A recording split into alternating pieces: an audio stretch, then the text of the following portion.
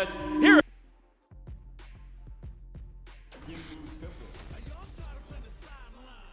Again, the pre-locals, the prelude, the dress rehearsal, as it is, to the main show that's happening this weekend.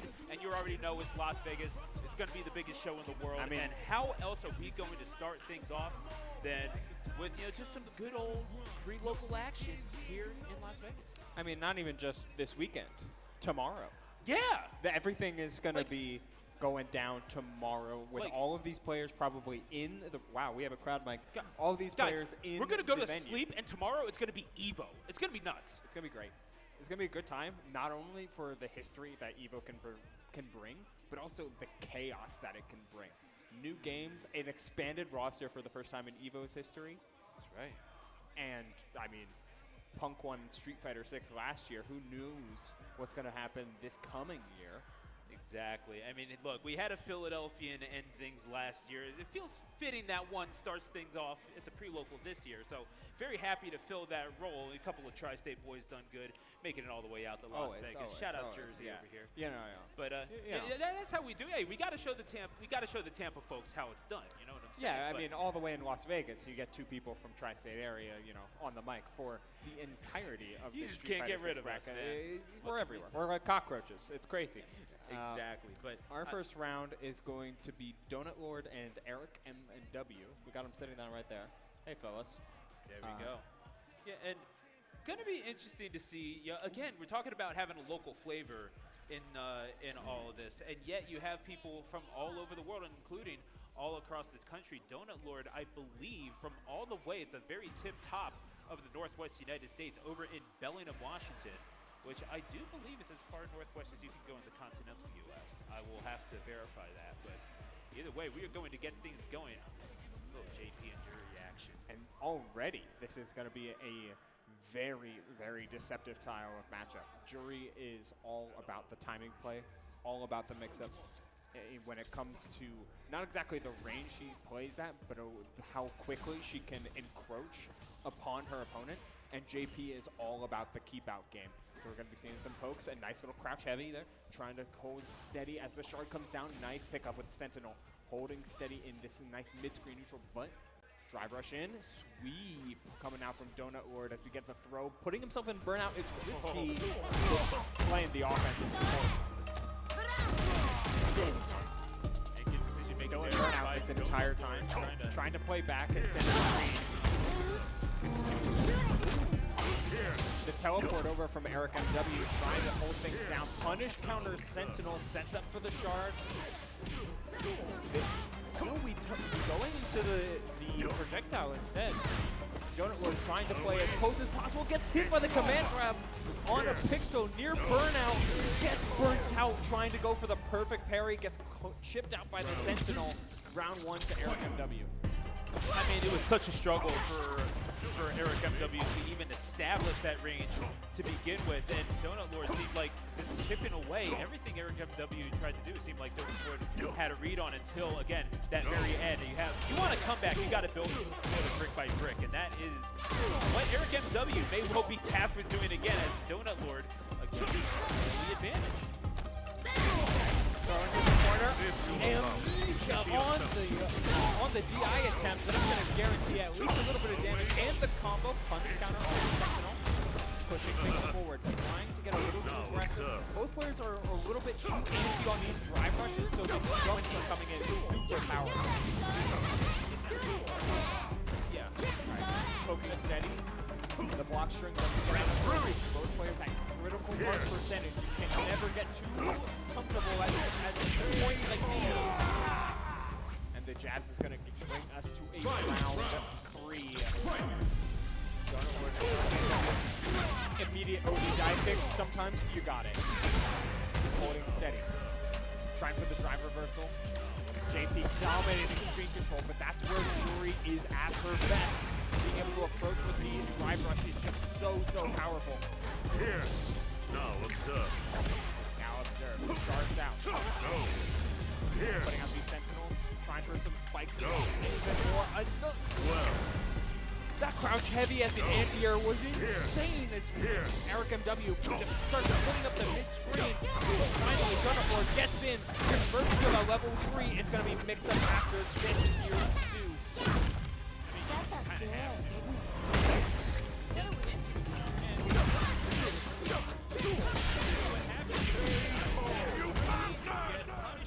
Donut Lords. No donut next to his name. It's going to be a 1-0 advantage again to the Washington native. Making down to Las Vegas. Stuff so far on honestly on both sides of that's a huge call. Some of the biggest things about JP is the fact that his defense can be kind of, or his burst defense can be kind of hyper committal as opposed to just sitting there and blocking. Crouch heavy, kind of being a very specific anti-air, need to time it right. We're seeing Donut take advantage of this and putting up very over-aggressive type of way. This is the second or third time Donut has put himself into burnout, which is kind of a death sentence against JP.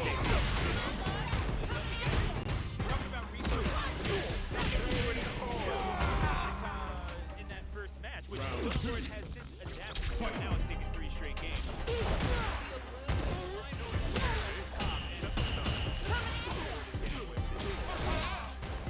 Sometimes you gotta be able to get away with that a little bit of aggressive behavior, especially against a character that loves to like sit in this mid-range zoning, letting go of the parry into an immediate block on the drive impact. That's certainly a little bit tough. Starting to see a little bit more of these like just normal sets before the Sentinel comes out. We're at full screen again. Level 2 instantly setting up for some extra damage. We've been teleported. Just for some instant DNBs. We're at a massive health lead here, but it's too crazy, especially when Kudovar is on the table. Cannot get too crazy. There it is. That's going to be a level 3 and the wrap-up of this round game set match. Such a lover. Yeah. Very cold. It gets Donut Lord. Judy wins!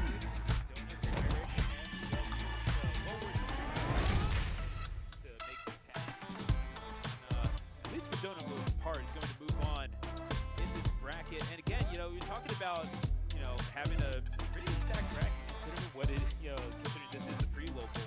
You want the killers to be able to warm up, and they're going to get their opportunity. You got a local guy in Prototype who's going to be able to try to do some damage against the world killers that are coming through. Bad Man is going to be Donut Lord's opponent in the next round. But again, it's like if you're, let's say that you're a top player looking for an opportunity to kind of get their licks in. Say that you're like a Chris G who was in this bracket. NY Chris G. Yeah, they go. But like, say that you're, what are you looking for from a bracket like this? It can't just all be wins. No, a pre-local is never solely about trying to like win it or lose it, despite the prize money that's certainly on display, despite the glory, despite everything that goes into any bracket that you enter. When you're entering a pre-local, you're looking to refine every little thing about what you intend to be your consistent game plan. When you go into your round 1 or round 3 or round 5 or winner's semis or loser's quarters or wherever you are in bracket, you need to make sure that everything you intend to do acts upon that such. So this could be just a stress test under pressure for a lot of teams, for a lot of players. It could be just some new combo routes that you're trying to flourish and get locked down into your muscle memory. Pre-locals are all about those final tweaks, not about changing game plans or making new ones. It's about making sure that you are as prepared as possible to execute in the most refined ways as possible. Yeah, like the prep needs to come a long time before the pre-local. Yeah. I mean, if you're trying to make these big, broad changes up until the moment when EVO starts, then you are truly lost. But we'll have to see if Sal Pacino and Online Guile are of that ilk as we go into winners round 2. And these two combatants, again, still trying to bring something new to the table, still kind of getting warmed up here. We have a whole lot of Street Fighters play this weekend, ladies and gentlemen, and these two, you got to think that they're eager to dip into the action. But a key to these tournaments, pre-local or otherwise, do not become a slave to your emotions. Don't let that get the best of you, especially when you're on stage. No, 100% agree with you here, Stu. Like, being wrapped up in the moment is great when you're having fun at the event, when you're exploring the crowd, when you're just like enjoying the atmosphere, pre-local or otherwise, in the venue or otherwise. I know there's a worldwide talent that comes to Las Vegas here every year, so sometimes it's nice to get wrapped up in the moment when you're walking down the Las Vegas Strip. But when you're sitting down at that table over there, at any table where there's a setup, a PlayStation 5, and your controller plugged in, now is the time to make sure that there's ice in your veins. You are a stone cold Steve Austin trying to kill whoever the opponent is next to you, regardless of what happens. And now is the time to really make sure that all those nerves are getting shaken out before anything bad happens. But hey, this is a good place to get them out, if nothing else. Like, you know, especially if you're here with the homies. And folks, if you are in the Las Vegas area, shout outs to All In. Get out to some of their tournaments. I mean, especially if they got this venue here at Guile Wolf in Area 15. Like, I don't know if you see what's going on back here. These astral projections that are going on the walls. You got all the games that we're playing here. All the things that you can do. I mean, you can only see the bar, but some of y'all only interested in that anyway. So we got I got Fatal Fury. I got family watching, but we but again, this is the place where you come to grind, to get better, and hang with the homies. And man, you know what? This is the time where you really do kind of have to lean on the community in order to improve in any aspect. Certainly in fighting games. Yeah, not to mention this entire space is like relatively new for Las Vegas standards. Like, Las Vegas is a city with a lot of history, checkered to be sure, but a lot of history all throughout the decades. But this entire like shopping center, esports space, like outdoor area, like just pure entertainment center, like it's relatively new, and it's certainly ripe for the taking, as All In has certainly kind of stamped their claim. So I'm just gonna posit that the guy from Jersey doesn't get to talk about the mod pass to Vegas. I'm just gonna put that out there. Look, Jersey Italian here. I understand. I had relatives that moved out here. Even I rest my case. Like, what more do I even need to say? Because Philadelphia is so innocent, right? Oh yeah, of course. Like, you know. I don't know. Can y'all even see I'm after Gritty, I swear. Oh my God! Yeah, and Phillies fan. Like, come on, that's like 3 strikes you're out right there.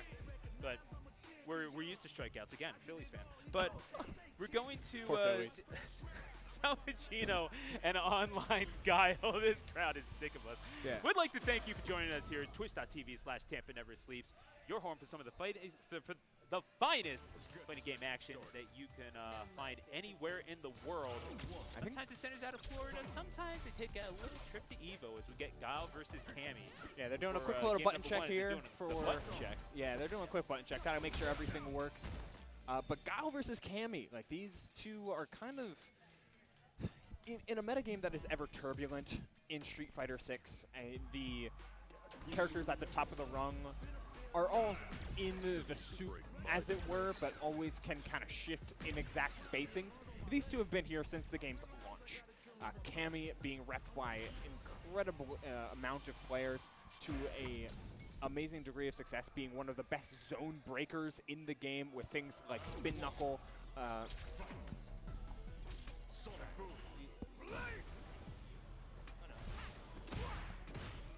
Excuse me, with things like Spin Knuckle and the amazing degree of ways that she can get around projectiles, case in point, dive kick, being able to cancel it early and then have enough time to put out parries. Not to mention the amount of mobility she has just in her sheer walk speed, meeting the mobile arsenal that is a Guile. Putting out pokes, sonic booms, and sonic blades, able to cut off infinite amount of approach ranges, not to mention the DP that he has going for him.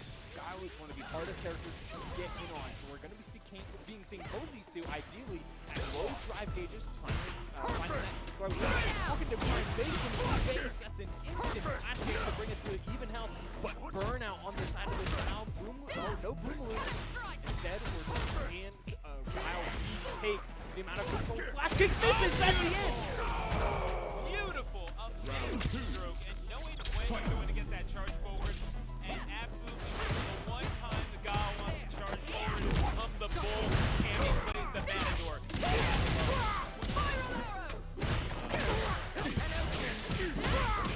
Kind of cooking a little bit. Just a jump in right, Mystic Claw, trying trying to stay as cool as possible. A lot of the times in the corner like this, you kind of Guile forces you to back off because of how things like Sonic move on. But it seems like Vegino's just holding his head. He's standing light kicks, always feinting the spin knuckle. You can't always check against Cammy because those spin knuckles, those hooligan approaches are so flexible and so reliable to make so you always find your way in. Drive rush forward, huge drive gauge advantage here on the start for the online Guile. He is stable and in control in this game. He's forcing the ODDP, but that forces burnout still. Yeah, and you shouldn't be right. Seeing the Guile sort of relying on charging forward and breaking blocks. With the throws, hey, 2 German suplexes open up just about anybody. Standing roundhouse, trying to regain control of this match here is Vegino. This is a full throw. Oh wow, OD flash. But I like these checks that are coming out from online Guile. A lot of the times he's baiting out the parries, finding huge drive rush grabs for massive punishes. I mean, forcing burnout is half the battle with this. With most of the cash, hooligan approach switches sides where we find the flash kick. Online Guile just waiting, putting out jabs. Jab medium on the counter hit. Oh, you got a chip damage here. Doesn't even need it. Finds the throw. That's a 2-0 round 2 favor. And you know, we're trading 2-0s here, so it's hard to discern who's exactly going to have the momentum going into round 3. For the run in D, that was plus frames that the Chief was holding steady. It's not about the immediate wins here, as Cammy is known to snowball. It's about playing to Guile's tempo and then subverting it at the last moment. I mean, this a little bit of fear of Cammy. This is that half a step. Maybe and you get so much out of that if you know that you're not going to win this fight. Just turtling up and throwing those projectiles out of the corner. No way to get in and interact for Cammy to rush the down.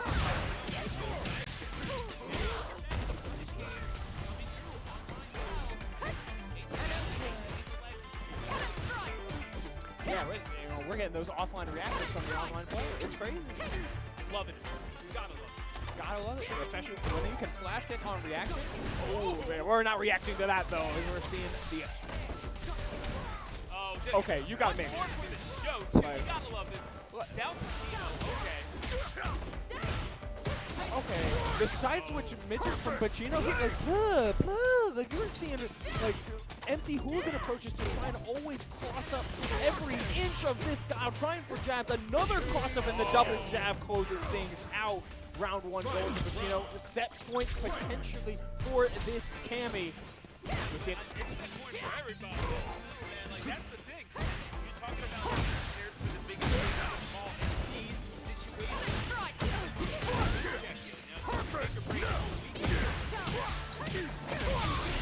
Too much anyway, as the drive rush is going to hit, and you're going to get the dive kick to level 3 coming through, and right across the face, that's going to 2/3 of your health bar, but then Guile comes storming back, whirlwind coming through, but then Not punish counter though, still has drive meter, still has push bar, but can't reach it with the drive rush low. Drive rush, crouch medium kick. Regardless of how many iterations this game goes through, it will always be powerful, and you always have to respect as fast of a character as Cammy can be. A tight game, they blew each other out in 2 separate rounds, but in game 3, round 3, final spurs, it always comes down to who is making the decisions faster in a game like Street Fighter 6. In a game like many fighting games, it's not always about how you play and picking the right option. Sometimes it's about just picking an option and forcing your opponent to deal with it. yeah, I mean, in the words of Rush, if you choose not to decide, you still have made a choice. Yeah. So you got to do something. Like if nothing else, commit to the bit. Make sure that you're at peace with whatever you're going to do, because at the end of the day, if you're doing nothing, then that does mean you're losing. You're not going forward, you're going backwards. That's how it is in a lot of aspects of life, certainly in fighting games as well, as we are going to see. One of the local homies coming up, Orca, is coming through. Folks, you are going to want to stop through on Friday. The All-In Salty Suite happening. And of course, thank you to TNS for giving us this platform. Going to get the Clash of Coast going up in there. Okay, when you get Just the Spirit on the mic, you already know it's going to be a good time. Easily. Yeah, I'm pretty sure he is.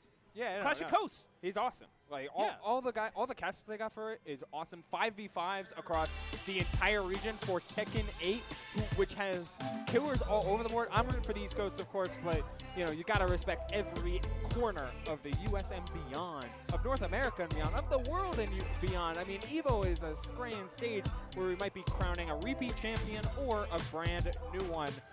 Atif. Shoutouts to Atif maybe winning out this EVO. Could be his first EVO. Could be Arslan Ash's 10th. I don't know. Like something like that. I mean, folks, we come from the world of Smash. We're not used to counting to very high numbers. But no, that's the thing. Or you're talking about someone who's on the come up and is taking his place on the world stage. Someone like Vlad, dude, that kid is nuts. 8th seed in this tournament, it's just.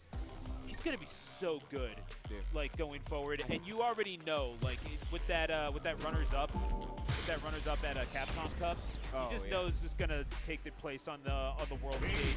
Probably something bigger. Honestly, my dark horse pick to win the entire tournament.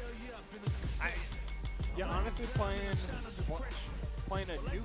a character that just recently got bumped, and he already pre-bumped, was getting second at Capcom Cup. I could see it. I think that's a pretty good pick.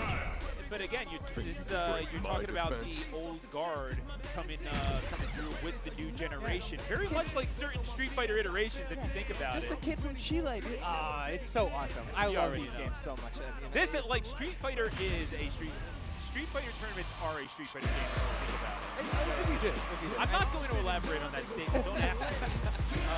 But it always comes down to round one, and even pre-round one as we go to the pre-local here. Got another Guile coming up to the plate with Mr. Taco and Orca.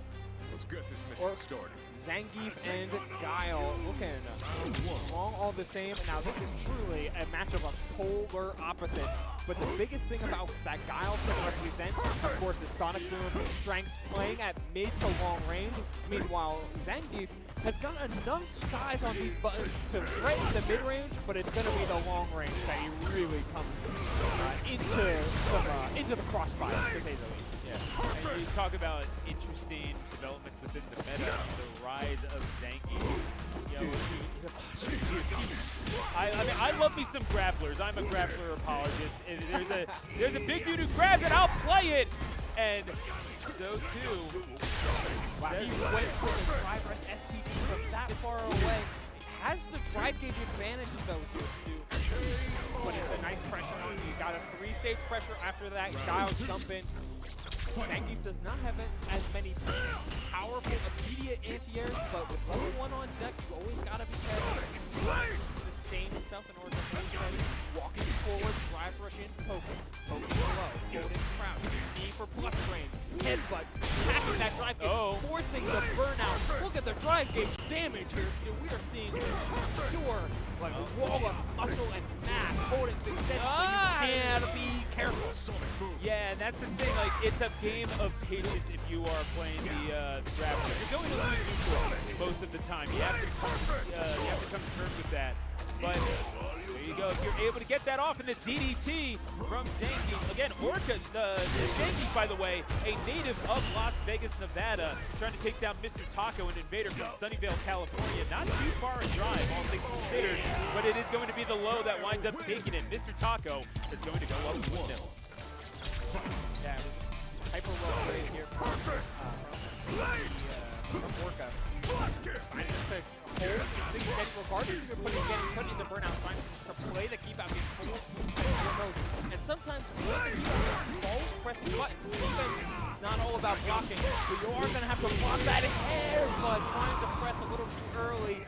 That is going to be Mr. Taco taking around, first round of the day, but you always see it this way from grapplers. When they get a chance to play the long game, to play the walk you down and keep you out, all of these jumps that were working previously are going to be shut down. You already know it's strategy. When you are immobilized, you gotta love it. You think you have the answers? I'm going to change the questions, and Orca.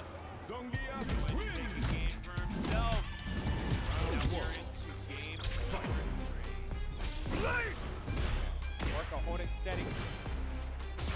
When it comes to grapplers, right, like, Zangief has so many extra tools compared to other grapplers that you see. Right? That extra factor, despite being the most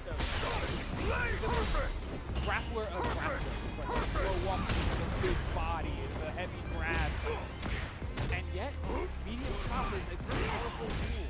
Things like this crouching medium kick and just very long range. Don't get me started on headbutt and the conversions you can get out of ODDP when Zangief has the drive gauge advantage. Meaty headbutt, no, we're going for the throw. Keeping things down, blocking, not yeah, we are blocking that Sonic Hurricane and the SPD to close out the round. The flip on the paradigm when it comes to Orca in game 1, Orca games 2 and 3. We're walking down this Guile and we're making sure he has as little space to work with as possible. What is a Sonic Hurricane to an absolute mountain? Orca now looking to close things out. Taco's going to have something to say about it. It's going to get impacted. I love that punish. Had to do it twice. I love these punishes. We are making sure we're taking advantage of that secondary meter. And while Orca touches grass, we are actually burning ourselves up. SPD misses! Huge! I mean, it's a huge waste of meter, and it's going to turn into a level 2 opportunity for Mr. Taco.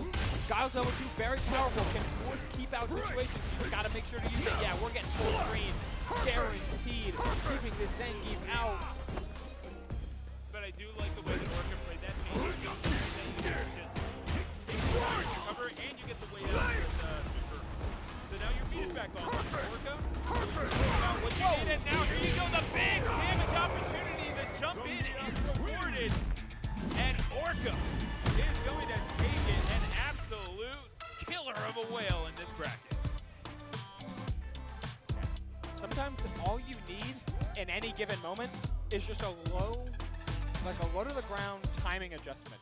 Like it's not some massive, like game-changing realization of, oh, if he always does X, Y, Z in sequence, or oh, he always makes sure to utilize X resource before Y button. It's not some like grandstanding realization. It's, oh wait, every time I'm at this spacing, that's when Sonic Boom comes out.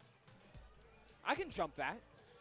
And that's all that needs to be changed in order to turn a match from a 2-0 on the side of Mr. Taco to 4 rounds straight for Orca. Yeah, it's amazing because especially when you're a grappler, you realize that you have to, adapt to certain things that other characters simply are not going to do. Maybe for Guile, it's a little bit different because you're not exactly just jumping all over the screen, like your Chun or anything like that. But even then, it's like because your absolute weakness is being kept at range. What does Guile do better than just about anyone? Keep you at range. That's like it is annoying to deal with, but even then, Guile has to poke his head out every now and then if you want to get that win. We saw that actually in the previous set, needing to break things up with these with the throws and certainly using the projectiles to sort of supplement your approaches. With when you're Orca, you do have the body, the wherewithal, the absolute chutzpah to be able to just sort of break through those defenses, even with just your normals. It's pretty good, pretty well played by Orca, I have to admit. Yeah, with the power of parry in Street Fighter 6, not to mention the raw buttons that Zangief has. I touched on this a little earlier, like the range on things like crouch medium kick or medium chop, just to get some solid distance in. The armor that you can have on heavy punch, parry. I mentioned parry already, and then you have some good range on things like jump in heavy kick, like that heavy drop kick. All of them are always meant to close the distance ever so slightly, and once the distance is closed, that's when you got health stab. That's when you have headbutt. That's when you have SPD, all threatening that same space. But it has to be the close range, and Zangief's the Zangief player's ability to close that space is everything, and we saw a masterful example of that from Orca. Hope to see him again soon. And now going forward into this bracket, I mean, it's you're talking about these waters getting just a little bit deeper. What are deep waters exactly to an Orca?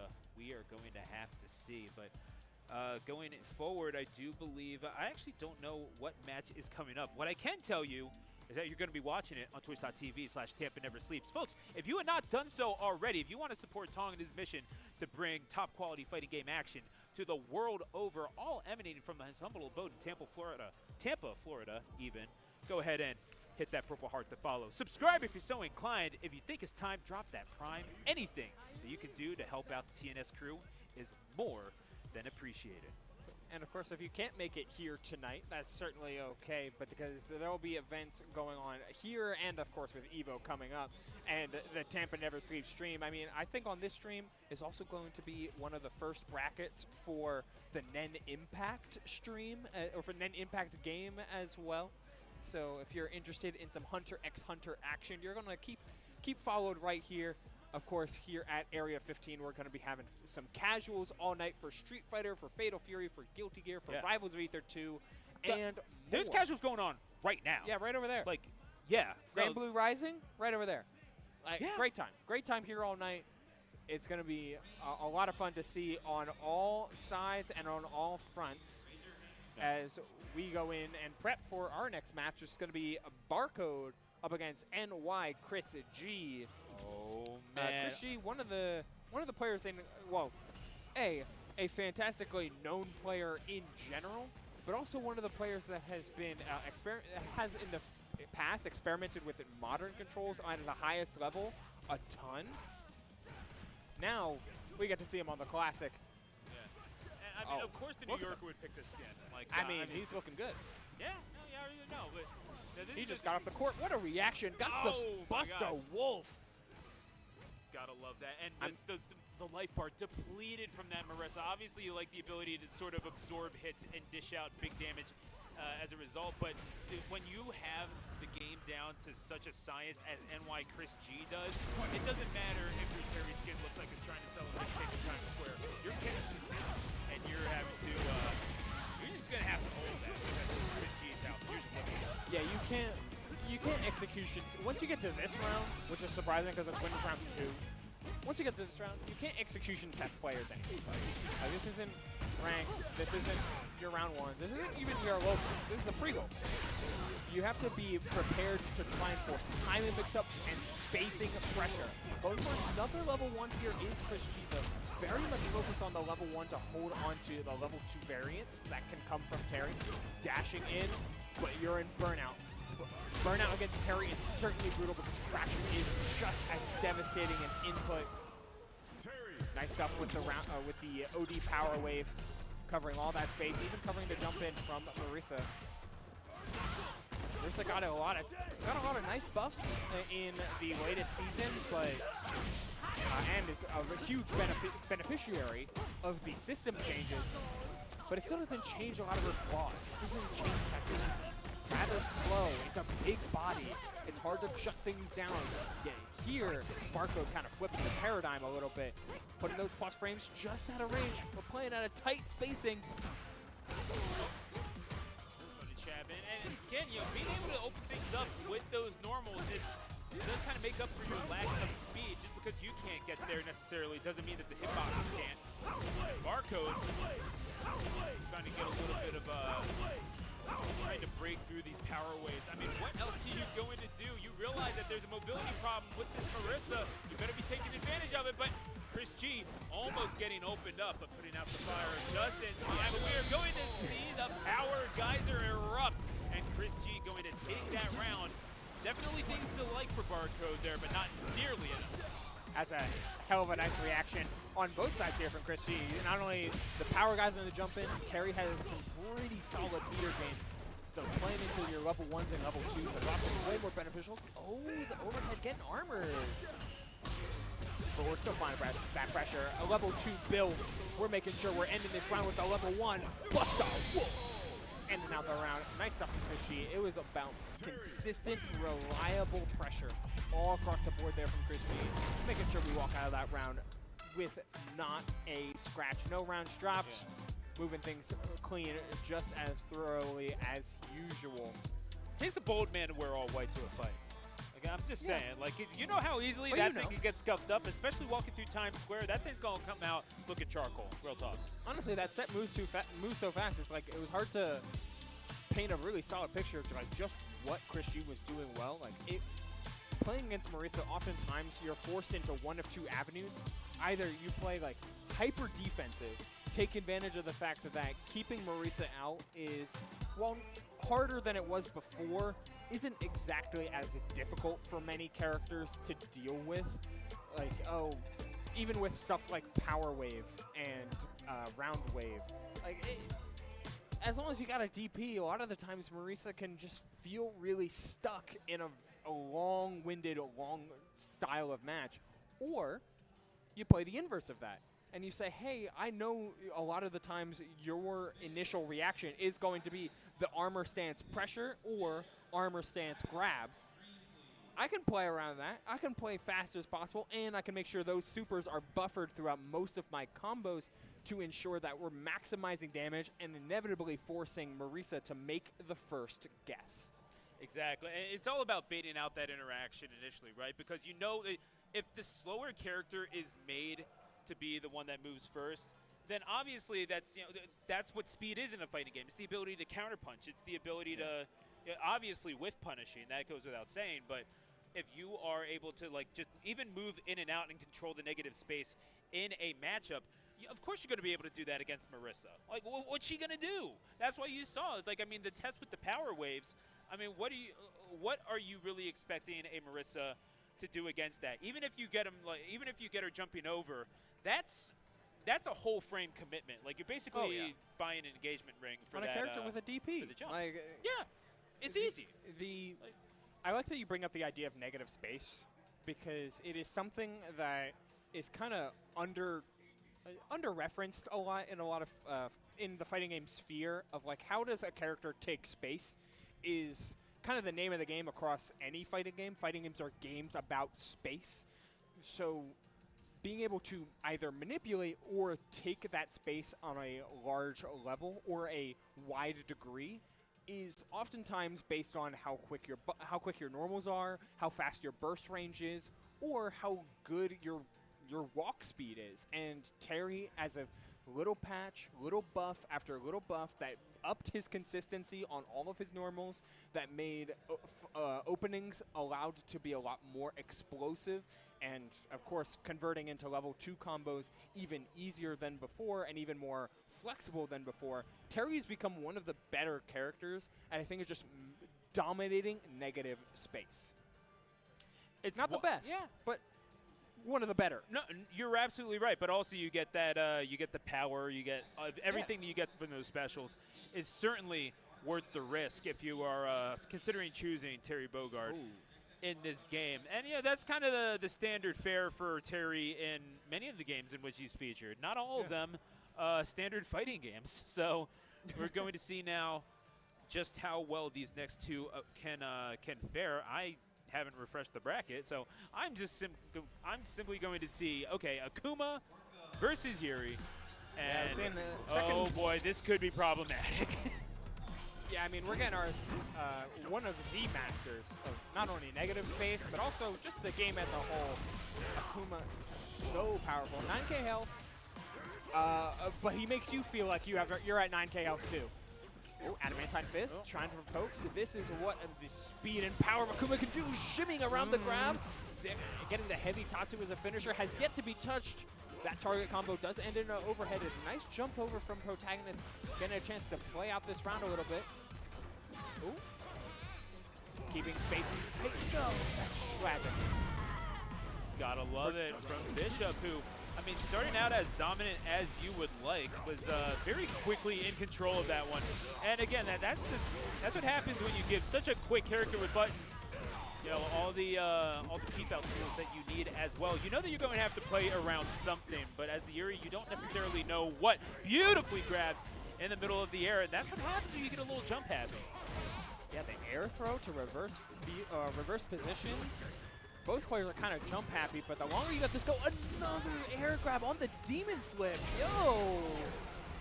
Protagonist showing that energy, calling out the demon flip choplet, just jumping up and grabbing him out of the air.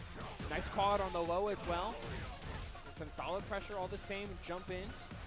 It should be noted, by the way, that these are two Vegas locals fighting Bishop versus Protagonist. So we're getting a little bit of a desert duel here. And you know they say familiarity breeds contempt. Certainly we're seeing some of that here. This is studied gameplay that we're seeing from both of these individuals as the, we're going to get it lit up with Protagonist, and the level 3 is going to kiss him goodnight. Protagonist with a convincing Game 1 victory. Yeah, reversing the fortune 2 rounds after. We're just seeing Bishop get a little bit too antsy on the side of reads rather than reactions. We're seeing the flowchart be powerful as always. A nice shimmy here and there. Adamantine Fist to keep safe. Jumping around and utilizing Demon Flip at a variety of ranges. But the main difference here is that Protagonist is reading, seeing, and reacting. Meanwhile, Bishop seems just to be acting on the added presumptions that comes with the usual responses to his pressure. Putting himself in burnout for that drive reversal. Interesting decision, especially with that throw. Trying for another punish counter on the dive kick just so you end up with throw. Another Demon Flip, level 1, but it's a safe jump, and you're gonna be finished off on the block punish.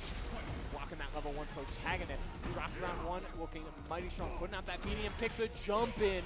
Huge here. Gonna be building to level, has level 2, building towards that level 3. One hit away, there it is. Any hit is gone. Could end of the round, end of the set even, if Protagonist finds that final hit or like a crouching medium kick. Any opener will do it. Bishop gotta play firm and in control, barely missing that punish. Protagonist is looking for it, calls the shot, and is going to get it. Bishop getting a hero's welcome from Jury. That is going to be a 2-0 to Protagonist. Well played.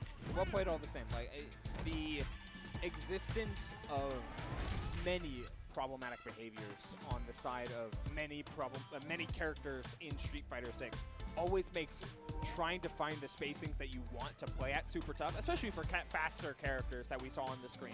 Juri and Akuma, some of the highest walk speeds in the game, so establishing a position rarely ever happens for more than like a second, 2, especially in mid-screen. But what Protagonist always made sure to do was to always represent answers for jump and the Demon Flip. And if you cut that down, then Akuma just plays like any other Shoto. And yeah, I mean, Juri's got the walk speed and the burst range with dive kicks of her own and amazing forward and back dashes to manipulate the ways that Shotos can throw Fireball or utilize any of their normal kit. The other main idea there from Protagonist was making sure to always act upon seeing and knowing what was coming rather than intuition on how he thought Bishop would react. And Bishop was always seemed to be thinking like, oh, for sure they're going to jump here, so I'll put out a preemptive DP. If you're right, you look like a genius. If you're wrong, that's tough. You're losing a lot of health very quickly. Guys, again, this is the amuse-bouche before the main course is coming all throughout this weekend. But how about a little bit of snack time after the fact? Salty Sweet, presented by All In and TNS, happening Friday, August 1st. It's happening right here at Area 15. You got to love that, folks. If you like this venue, you're going to want to come out and see it for yourself. Playing a little Fatal Fury and, of course, the Clash of Coast 5v5 in Tekken. We got all the casters coming out. We got the homies coming through. It is going to be – this room is a nice space in which to get hype. And you're going to want to do that. But if you're somewhere else in the world that isn't Las Vegas, you can always watch it here on twitch.tv/TampaNeverSleeps. Because certainly the action ain't never sleeping here, especially not when you have a weekend as jam-packed as EVO is. So many games. I think 50-plus countries represented here overall. We truly are getting the best of every single world, all packed within the Las Vegas Convention Center this coming weekend. Yeah, not to mention the amount of setups, the amount of indie games, the amount of announcements that are going to be made for any indie or otherwise game. You're going to want to be tuning in to the announcement stage. Yeah. And, of course, you're going to be wanting to tune to TampaNeverSleeps for any events that are happening here at Area 51. Like, it is just a perfect storm of fighting game news, responses, reactions, and updates across the board, and some other fifth thing, so that way I can raise my hand and say hi, everybody, and welcome to the Tampa Never Sleeps stream. Of course, yeah. No, hey, it's a pretty cool place to be on. I gotta say, yeah. I didn't think I'd wind up on TNS so soon, but here we are. I didn't think I'd wind up on TNS for Street Fighter. Yeah, yeah. You know what? Honestly, I think we both had that same thought, Yeah. sort of like simultaneously. And it was like, this is not what we thought would bring us here, but I'm excited. I love Street Fighter 6. I played a lot. I think Capcom has understatedly, based on a lot of the reactions and build up to a lot of other fighting games that have released or are going to be coming out, 2XKO, Nen Impact, Marvel Tokon, like there's the Invincible Versus? Like, Invincible, Yeah. like there's a lot of stuff coming up that's like super exciting, and a lot of stuff that exists that is super exciting. However, Capcom has Marvel vs. Capcom. I wish Capcom has somehow just like created a really stable, consistent, and in my opinion, really fun fighting game in Street Fighter 6. Like it's kind of raised the bar in massive fashion, and love to see it all the same, and love to see it on any major stream, either be Capcom Fighters or your local stream, no matter where it is. You're always finding some good gameplay. Absolutely, and that's the thing. Like, this is the EVO pre-local, but this is being put on by All In, who run locals, out of here in Las Vegas. I think they do some stuff here at Area 15. In fact, this isn't just like the pre-local venue. They got like a whole bunch of stuff that they'll do out of here. At least that's what my understanding is. Either way, folks, All In, if you're in the Las Vegas area and you want to meet the homies, this is where you come to. So I'm just gonna say All In _ LV, I think it is. I don't know. We're gonna let me just go ahead and check. It's all in _ FGLV, I think. That's it. Yeah. That's it. No, but I follow them on Twitter. They're great. They're absolutely wonderful to collaborate with. We had a producer, Randall, down here earlier on. Super nice guy. And what's that? Super nice guy. No, super cool. And So support your locals, support your streams, enjoy the events. Enjoy everything that's going on here and this weekend, because we're only just getting started as we throw it to a quick break. So don't touch that dial. Some more Street Fighter and multitude of other fighting game action is coming to you right here real soon.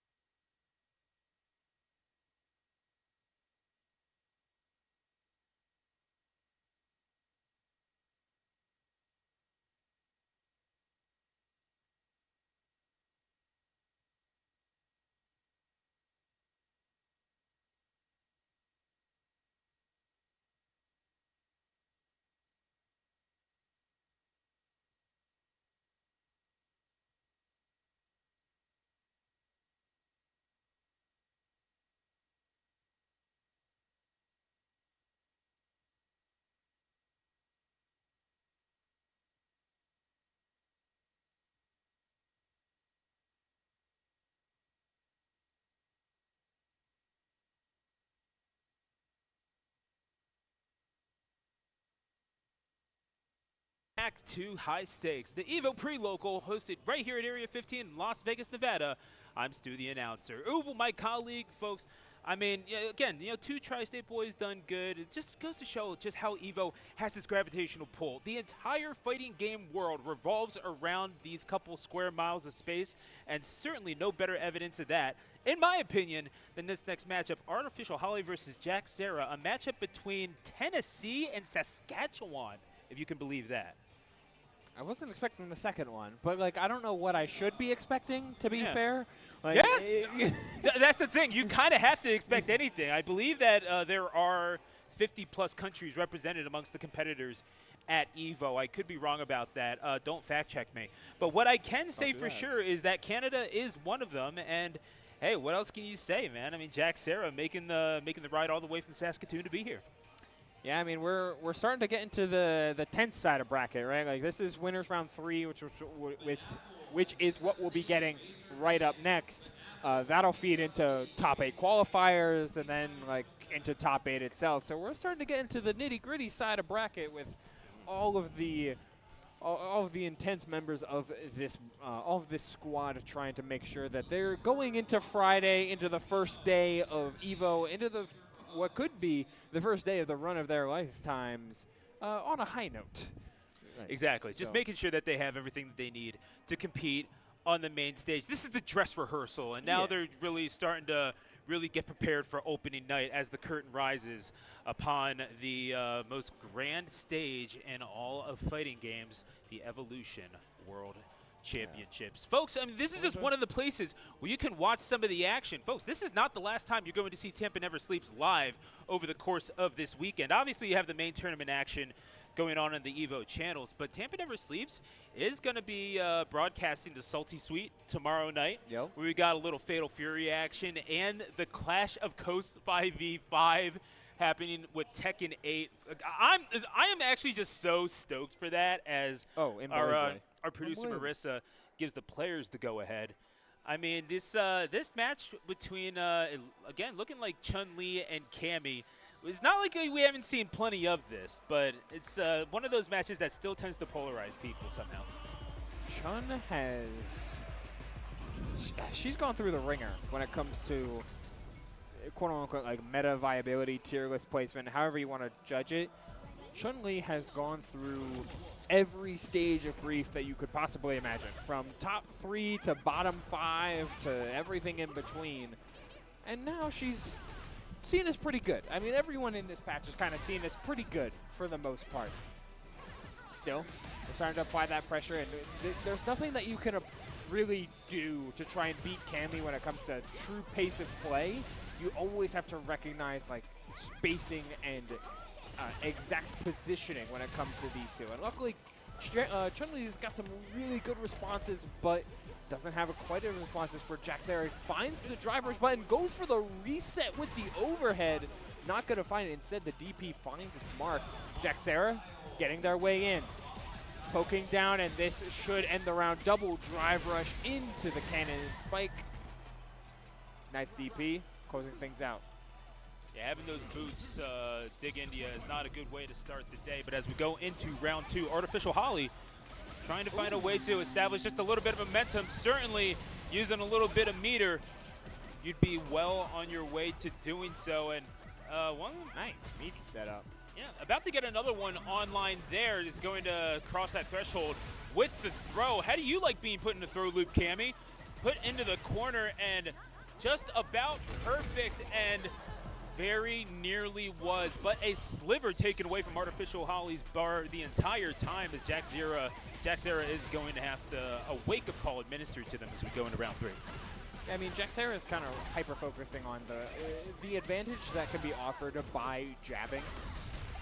But if you're constantly trying to do like drive rush meaty setups and like big plus frame options, you're going to burn yourself out real quickly, and that is just as bad as a health deficit, especially level 3 on this on Artificial Holly. Instead, they go for the reset with the overhead into a throw stance canceled, connecting into the level 3. You know, that is the difference that one simple decision can make. By deciding you want to prolong your pressure by putting yourself into burnout, that only made it so that Artificial Holly could turn the tables and turn the corner just that easily. I mean, nothing fake about that. Artificial Holly going up 1-0 as Jack Zera is going to need an answer and fast. Again, you have the resources to be able to do it, but there's something about the Cammys that we have seen on stream that they seem to be they're playing it real fast and loose with the bar up top. It's part of like the game flow that the character wants you to be in, but finding a mix between pace of play and disciplined meter usage is quite the hard part. We're seeing it on the other side here as Artificial Holly puts themselves in burnout in order to try and get that wall splat conversion, but that just means that Jack Zera gets a chance to extend. Spiral Arrow putting Artificial Holly into the corner. The wall jump being used to great effect, but the instant crouch medium punch into level 1. The conversion is real, the reaction is true, and the round goes to Jax. Gotta like that adjustment from Jax. Again, being judicious about your bar, certainly a key in any matchup, not just this one in particular. But as we're getting into this, we're seeing the building of resources happen yet again. I mean, I feel like we're doing Smash again, talking about building resources. Either way, like what you're seeing, I mean, it's a wall of some sort being constructed, if you really think about it, as Artificial Holly gonna come on through and yeah, the whirling dervish that is Chun-Li being put on hold ever so slightly as Jax is trying to establish their normals, but is getting cut off just a little too easily. Yeah, ending things out with the crosscut DP. Artificial Holly getting a little too cute with some of their conversions. Meanwhile, Jack Zera put on the back foot, drive reversal when in burnout is not only safe, but a very powerful reversal. But the tick throw, not expecting maybe trying to like buffer a DP, ended up getting caught by the jump in and then put into the throw after. Perfect delay there from Artificial Holly. Round 1. Get the worst of both worlds. Why don't easily, you? Easily. Could be survival point here for Jack Zera. Could be round winning point here for Artificial Holly. So, wow. Punish counter on the roundhouse. And we're going to get into level 3, dealing instantly half the health bar. Doesn't quite get into burnout, but we're still applying that pressure. The health lead is real. You're blocking that. You're not even blocking. You're parrying that. Don't need anything more than one conversion afterwards. Jack's getting a little too greedy. Maybe saw something, not quite convinced of a punish. And thus, Artificial Holly walks with that 2-0. Nice stuff. And you got to like what you saw from Artificial Holly there, especially when again, you're being asked a lot of questions by Cammy at all times. This is one of those characters that has, one way or another, defined the meta of this game. There's like a very, I mean, there's a ceiling, sure, but I mean, Cammy, for some reason, keeps popping up in these top 8s, no matter what iteration of the game. Everybody can. You see. And that's a skill that not everybody has, and certainly Cammy bringing that. But what we saw from Jack Zera, you saw encouraging signs, right? Especially the ability to sort of build their own comeback. But Artificial Holly, all in all, it's just like, hey, I'm a Chun. I can apply pressure, and you can sit there and die about it. Yeah, I think a lot of the flaws that came with the offense from Jack Zera stemmed on extending their pressure rather than like completing their combos, because they would get the corner, and then they would try to like immediately go for like extended jab pressure or a call out on a block or a parry or like something that would require them to be both stationary in the corner, and the response from Holly would always just be like jump into wall jump and get out of the corner. Like that slight delay that would make them not as convinced to go for a DP and instead like try and play the interaction after, which would generally just be to Holly's favor, because even if they do get cross-cut DP'd or punished in some way, they were out of the corner, and that's okay. You can take me to the other corner, because that means I'll have plenty of interactions to base the follow-up off of. So, like, sometimes you just got to take a little punish in order to make sure you're in a better position, and Holly played that game to a T, always maximizing their damage while always making sure to stay out of positions where they could be snowballed very, very fiercely. And we're going to see just how much Artificial Holly has been able to learn, as Holly is going to face off against Luke SFH in winners quarterfinal action. And again, you're talking about this space being such a good one in which to build yourself up for EVO and to get a couple of casuals in, folks. We got casual games happening behind us All over there. right now. If you're in Millions the of Las us. Vegas area, I'm talking to you. That homeboy out in Henderson, whatever, the gamer out in Paradise, just come on down to Area 15, get yourself some casuals, and, I mean, why not? We're here. Like, we're going to be here. You can stand behind me and watch me yap to these people who ain't even listening right now. Like, it's cool. We can do that. Artificial Holly, we're just going to get right into this. Luke SFH going to try to stop the unstoppable, seemingly, with JP. Now, if I were to look at this on paper, I feel like this would be a pretty tough matchup for Chun-Li in a lot of ways. You're burning through drive gauge so quickly in order to try and find those openings. JP, a lot of the time, plays your game better than you can with better, like, X-Factor movement and X-Factor reversals with Amnesia and the teleports to those shards. Chun-Li's very much a character that likes to play a specific spacing and hold that spacing for an extra long period of time. But we're seeing some solid stuff here from Artificial Holly, trying to play those added mix-ups. A nice reaction here from Luke. Holding steady. Neutral jump is not going to get punished. Instead, we're playing back the overhead, but the burnout is going to reduce the frame advantage on every hit. Going to make that conversion not true, allowing Luke to just take advantage of the best thing that JP has to offer. The reaction from the players was exactly what I was going to say. That's crazy! Like, Oh, man.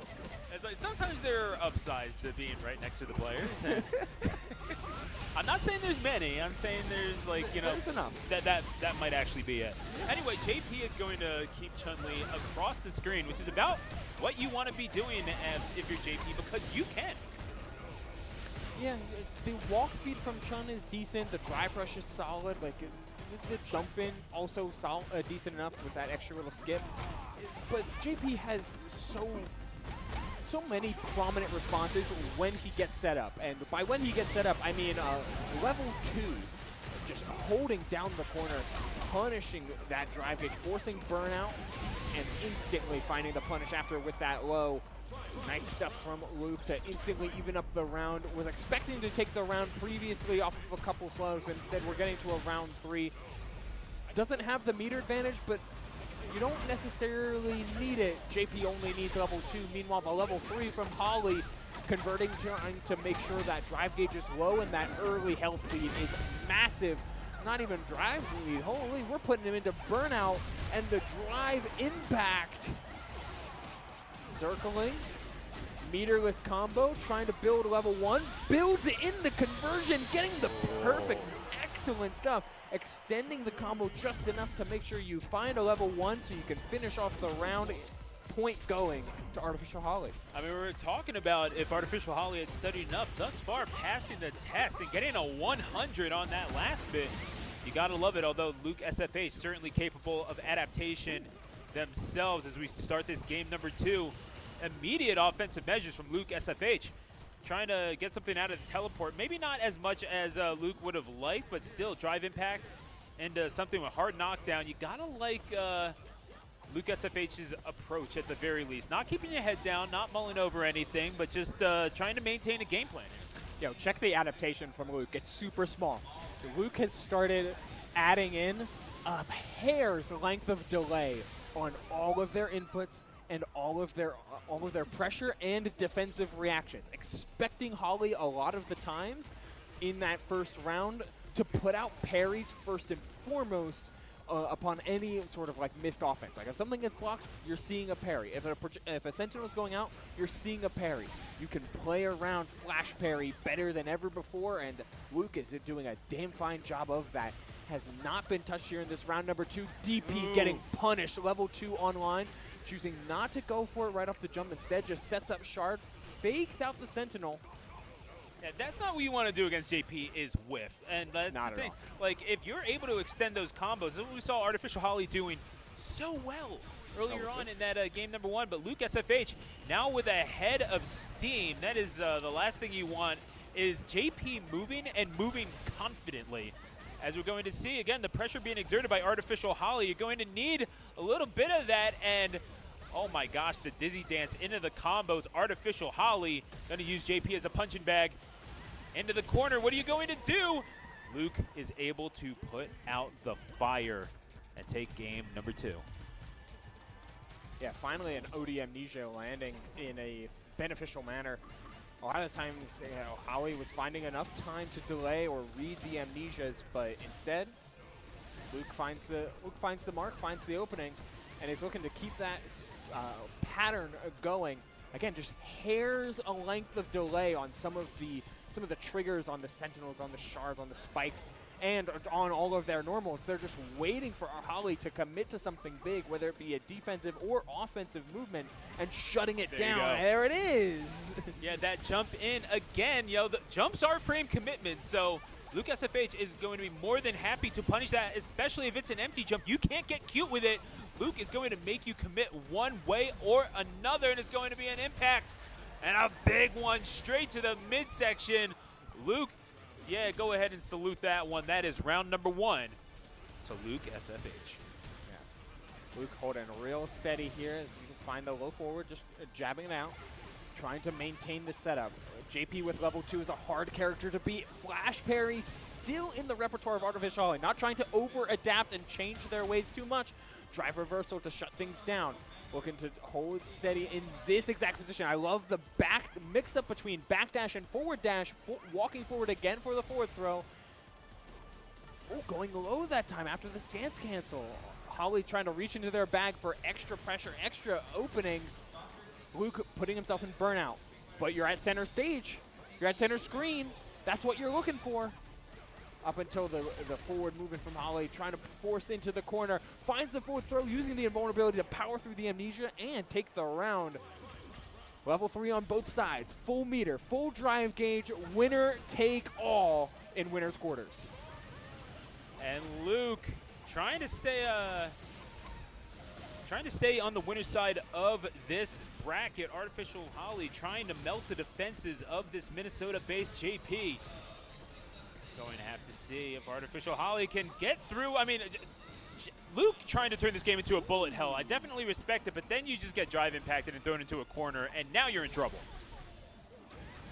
Oh! Whoa! Oh, no. I expected that level 3 to power right through it, but just was a little bit too late. The thing is, you and Holly both, because I don't know if you heard that on stream, but I saw an actual, audible gasp come out from Holly, and Luke is going to just laugh that off and shrug. You think that was cold? Try Minnesota in February. There you go, Luke. That's moving tough. on into top 8. That's tough. That's tough. I mean, it makes enough sense. The spacing on JP is, of course, going to be played at a character length or 2 away, if not more, even when applying pressure with his normals. But man, to have the level 3 come out, all level 3s are invulnerable on startup, but it was just so far away already that JP was able to stuff it. That alone is pretty crazy. JP looking mighty fine, not only in this patch, but as he always has been, such a hard character to deal with, because the spacings at which he plays at are so hard to mess with, especially for a character like Chun-Li, who most of the time likes to walk characters down to charge inputs, holding crouch block, putting out Fireball, and then following with it. But Fireball always trades with Sentinel unless you're always going to be doing OD Fireball, and you don't have the drive gauge for that all the time. It just becomes a long-winded game that Chun-Li doesn't always have the meter advantage for. It doesn't always have the resources to play for long, which is why you were seeing those big swings attempted from Holly, which can work out in some ways, but often than not, and especially in bracket sets, you're going to want to play towards consistency. Yeah. No, I mean, consistency is the key, and it's part of what you're trying to build up here at a tournament like this. I mean, we're talking about such a big event like EVO. It seems so all-encompassing. People schedule their years around this. Oh, yeah. And certainly you want to do the same thing for your gameplay. If you want yourself to be prepared, you want to be mentally prepared, you want your gameplay to be prepared, you want the reflexes on point, and making sure that, this is your last part. This is your last place to sort of fine-tune. I thought I heard MF Doom in the background, but I'm just going to go ahead and ignore that. They got the music going. Say what? They got the music going here. Yeah. It's a nice space. Hey, look, I'm excited for Marvel too, but what can I say? Yeah. We're talking about a little bit of Doomsday. Walking through the venue today, got my badge, Yeah. explore the venue. Everything's still getting set up. And it's like a different experience when I know it's going to be jam-packed and full of spectators and staff members alike all over.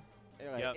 It's going to be a different You walk vibe. in and 5,000 of your homies are there. Yeah. And Meanwhile, that's- today I saw a forklift in venue. And it's like, what? Yeah. Like, it's a different experience. It's nuts. And the thing is like you come in and it's actually wild. When I walked in, I saw 3 people that I knew immediately. Jeff Casenza, who we Goat. who we know, Goat absolute behavior. goat. I Absolute mean, goat. Shout folks, out to he Jeff. is as funny as casters think they are. I can tell you that right now. Jeff Casenza is a treasure, and I can never thank him enough for the things he's done for me.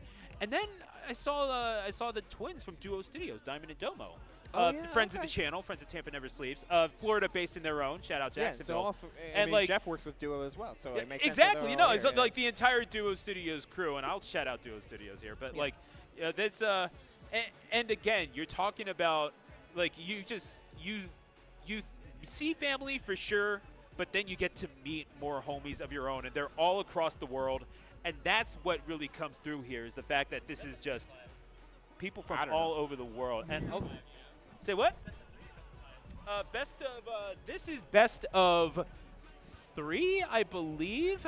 Because, yeah, we got someone just we got the players walking up here asking us. As if we know anything. As if we know anything. We are casters, my guy. If a caster says that they have any sort of applicable knowledge Sorry, boss. about anything, they are lying. I'm going to tell that to you right now. I am working against the big caster agenda. We're looking out for you, chat. Don't worry. We tell we get whispers in our ear for all that critical information. Some good friends here at the production studio. Marissa's gonna figure that out. As sometimes a best. I of thought three. I had the whispers. Turns out it was just echo. Best of three? Okay, Best we got of it is three? best of 3. Best of 3 Okay, here. cool. And now you know too, Yeah. so you're welcome. We're glad we could pass along that information. And it's going to be As is our Smooth job. Moves 22 coming up on stream. Up against Got- Protagonist. Yeah, who we saw earlier. Yeah. So, a couple recurring figures.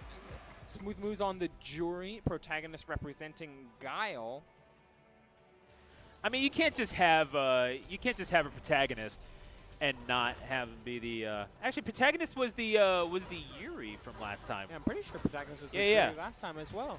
So, either there is We really should have confirmed this before we went live with perchance. this. All the same. It's the pre-local because we're warming up, folks. Always, Going always. To, well, I can say this Yuri looks warmed up and ready to go. The combo's coming in fast and heavy. And I get it's a big body like Guile is going to be a punching bag. That's why you have to put so much emphasis on keeping them out. But Protagonist, even so, seems to be timing these projectiles down pretty well. You want to turn this game into a bullet hell, you can just go ahead and all Toho on this guy. Okay. That level 1 works, but you have to keep a tab on if you are if you're jury walking into Guile. This guy has a emphasis, a focus specifically on putting out the reversal button. We've seen reversal jabs, supers, DPs, and the like. So it's all about making sure that you're finding those extra openings. First time you're seeing an anti-air as well. Smooth Moves is online when it comes to trying to punish these jump-ins. OD flash kick. And thus, we're at the Guile pace of play yet again.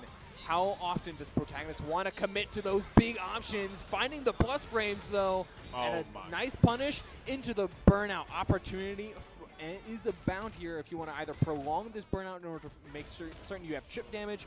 Holding down the corner here is Protagonist. No DP. Oh. The startup of the DP got caught up by the cross-up. And that's one of those opportunities. It lets you get your resources back, the ability to even get in and guess correctly as to what your opponent is about to do. Smooth Moves going to build everything back up, and now all of a sudden you are just an absurdity of riches at your disposal. Smooth Moves is going to use every last bit of them, empties the gauge to finish it off, and Smooth Moves 22. BK in the house, the Brooklyn native, going to take us to 1-0. Oh, yeah, I saw you. Yeah, throw it up, baby. What's up? We heard that. Yeah, no, we got y'all back home. You already know. Yeah, he's playing this real solid. Like, there's an emphasis on making sure that Jury cannot play in the same way she wants to. Jury's greatest strength comes in her walk speed, dash speed, and the ability to threaten from mid-screen with a thing like a dive kick. Like having that extra range that you can extend is really powerful, and not to mention the length of a lot of her normals is really strong. But Guile is chock full of reversals, and you have to make sure you can flex and represent the ability to shut down long-winded offense. Even here, just by jumping, we're making sure that Protagonist cannot play at the same spacings that they want, as an excellent check comes in from Smooth Moves to take that round off of the counter hit conversion. Yeah. And that was round number 1. Protagonist wanted to play, and Smooth Moves said, you can't. So that's yeah, I mean, just got to put it on lockdown. Sometimes you just got to put them in the brig, and Smooth Moves has been able to do that. Now, the question is, if you are able to withstand that storm, you aren't necessarily helpless, but it does take, again, a little bit of intestinal fortitude to be able to break out of that. Certainly not necessary here, as you are filthy in resources and able to break out and take the game to Protagonist. Smooth Moves. Oh, looking hella smooth. How about a perfect to finish things off? Oh my goodness, as smooth as a fresh thing of country crock. That is going to be Smooth Moves. 22 with the 2-0. Yeah. Like room temperature butter on bread. Had to take my headset off for that one. That was just, whew. Nice and easy. That's it. That's the power of Guile on offense. Like you saw like the perfect Guile flowchart, honestly, there, where it was, hey, we're gonna play both players at mid-screen. We're going to be poking and prodding and like trying to walk forward and back. Of course, the opponent is going to be representing Sonic Boom, and at some point, the parries aren't going to be enough. Guile just holds space too well. So they will eventually find either A, a drive rush, or B, a jump in. And that jump in may work, maybe it won't, but you'll start to hammer down those timings. Playing hyper defensive, finding flash kicks, finding more timings for Sonic Blade and Sonic Boom. And then everything starts to shift. The tempo starts to swing in the favor of the Guile. Instead of flash kicks needing to be committed to, you just find crouch heavies. Instead of the big swings, you're just able to slowly whittle down off of non-committal buttons. And then slowly but surely, your opponent finds themselves in the corner as the Guile player, and the Sonic Boom pressure comes to play because there's no place to back up. And Guile just gets to take advantage of his range, his advancing normals, and the power of that damage output. I was waiting for a level 2 even, but we didn't have and didn't even need it. Yeah, and that's the thing. Sometimes it's needed, sometimes it's not, but the point is you have it and you're able to establish your gameplay regardless. Folks, again, no one does a show quite like Vegas, and if you want a show, Marissa, our producer, if you don't mind, hitting him with that ad slide. Friday, August 1st, we are going to be hosting the All-In Salty Suite. You already know what it is. There we go. Shout out Marissa, everybody. Say thank you, Marissa, in the chat. Thank you, Marissa. No, we are getting the Clash of Coast, the 5v5 happening in Tekken, a little Fatal Fury, City of the Wolves action happening for you, and it's happening right here on Tampa Never Sleeps, twitch.tv/TampaNeverSleeps, your home for fighting game action just about every damn day of the week, and it's happening right here at Area 15. Shout-outs Meow Wolf and the Area 15 crew for hosting us and being an exceptional host at that, because look at this place.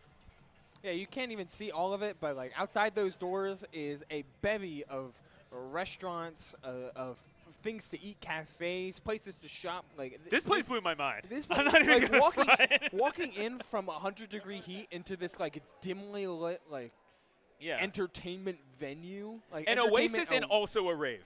Yeah, like, it's a weird cross between, and like it works. It works, and it's a lot of fun. And I'm excited to come back here tomorrow and perhaps throughout the weekend, because not only do they have a bunch of stuff to do indoors, there's also a whole parking lot with an open, like a gazebo-type area to hang out as well. Like, it's a great space. It's really you got like little mini roller coasters outside. It really does feel like what if the owner of Chuck E. Cheese was like super into EDM? That's kind of what this space gives me. It's, okay, insane, Area 15. but not inaccurate. Like, look, I realize it's unhinged, but also I'm a caster in the FGC. That's kind of my job.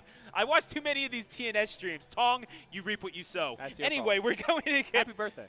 We're going to get Prototype versus Omega. Prototype, a Las Vegas native, coming out here, and I do believe that they're teammates. They've got relatively similar jerseys on, and they're looking good. I have to think that these are both. Are they both from Vegas? Actually, oh, yeah. They're locked in right now. Yeah, they're locked in. They're You know, not- they gotta fight each other. But Yeah, again, no listening you're here. talking about the dynamic between the two. They both got the same shirts on, and this is like a training set for them. Just happens to be on the stage, and we get to be privy on how these two blocks of iron sharpen themselves into swords, and it is going to be electric in more ways than one. We got ourselves a Blanca versus E Honda matchup. Oh my God, we were seeing consistent picks, relevant picks, a lot of characters that you see in the day-to-day. Like, you're expecting to see Cammys, you're expecting to see Juries, you're expecting to see Guiles. Honda I know, right? Blanca is a left field meets a right field. Like, Yeah. characters with stuff going for them, do not get me wrong, but there are certainly characters now that are kind of built around specialists. Yeah, But in Burnout, Honda, not to mention modern Honda, and to say the least, so we're going to be seeing access to a lot of reversal prowess and a lot of instant access to things like drive impact. Case in point, there's a huge reversal on reaction to that OD airball, shutting things down. Drive rush hop? Ugh, that was gross. Crossing up immediately, putting Omega at the very strong spot, at a very rough spot. Prototype, though, behind the 8-ball. Last hit, trying for the air ball, but the cross-up off of the butt slam leads to game one, going to Omega. Again, the familiarity between these two, I mean, seemingly teammates based off of at least just the couture that these two are exhibiting on their outer personas. But yeah, Omega, again, like E Honda, certainly not helpless. You got pretty good range on the Supari attacks, the normals, and yeah, being able to push Blanca into the corner. Again, like if you're Blanca, you kind of do want to sit back and charge up, but you are going to get no such luxury with Omega, the Supari in celebration, showing all the strength and character and wherewithal of Koto Shoho, the latest Emperor's Cup winner. Shout out Koto Shoho over in Nagoya, as we are going to see Omega take game number one, perhaps championships on his mind as well. Yeah, look at the Omega's just like taking advantage of the ground game that Blanca severely lacks. Like Blanca does not have a frame 6 normal, so, or rather a frame 5 normal on the ground. So like these medium punches, these low pokes, these plus frames and Rekka opportunities, and of course just like straight up drive rush normals like are taking advantage of the fact that Prototype has to sit there and block or guess a parry. And guessing a parry against Honda can be very dangerous with that OD command grab, potentially being opportunity, but not as dangerous as an attempted DP. The airball getting shut down. Yeah, you're getting blocked on. You're generally in trouble, especially as Blanca. You got to get something going. And Prototype is, I mean, you're getting like the nickel and dime damage, but Muggy's getting full dollars out of this. Tries for the OD Blanca ball.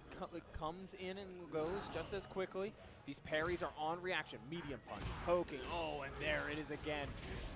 Finding that big chop going into level 1, and that is ending the round and ending the set here 2-0. I believe it's best of 3. Best of 3. Yeah. No. There you go. And that's again. You talking. They must train together all the time. Two Vegas locals going at it here in order to qualify for top 8 at the pre-local. It's again. You're talking about like being able to train against each other, sharpen each other up. This is just part of the process. You know that someone ain't going to be ready for that Blanca, but Prototype looking looking for anything against this E Honda. But again, you know, you're talking about Prototype Omega very much looking like the finished article. Yeah, that was just extremely well played on the sense of like Blanca has a lot of flexibility and a lot of stuff once you get set up and you start to get the ball rolling.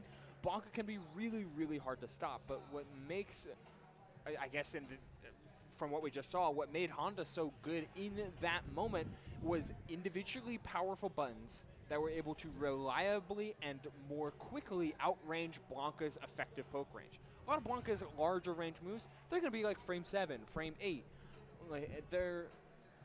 Honda's medium punch sits at a solid frame 6, solid range, and just says, stop. Stay there. Yeah. Don't move. Don't react. play my game. And if you can change the tempo to be your tempo, regardless of character, regardless of situation, regardless of matchup, if you as a player get to play at your tempo and your spacing for an entire match, you should be winning.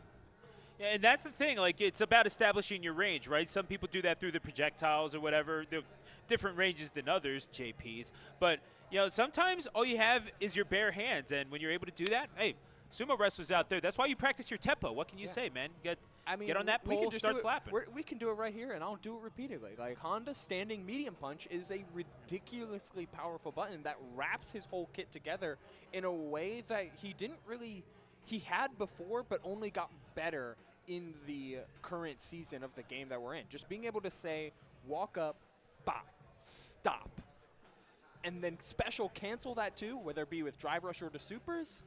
Like, that transforms the game, especially for characters that cannot reliably contest that range. You just put the hand up and say no.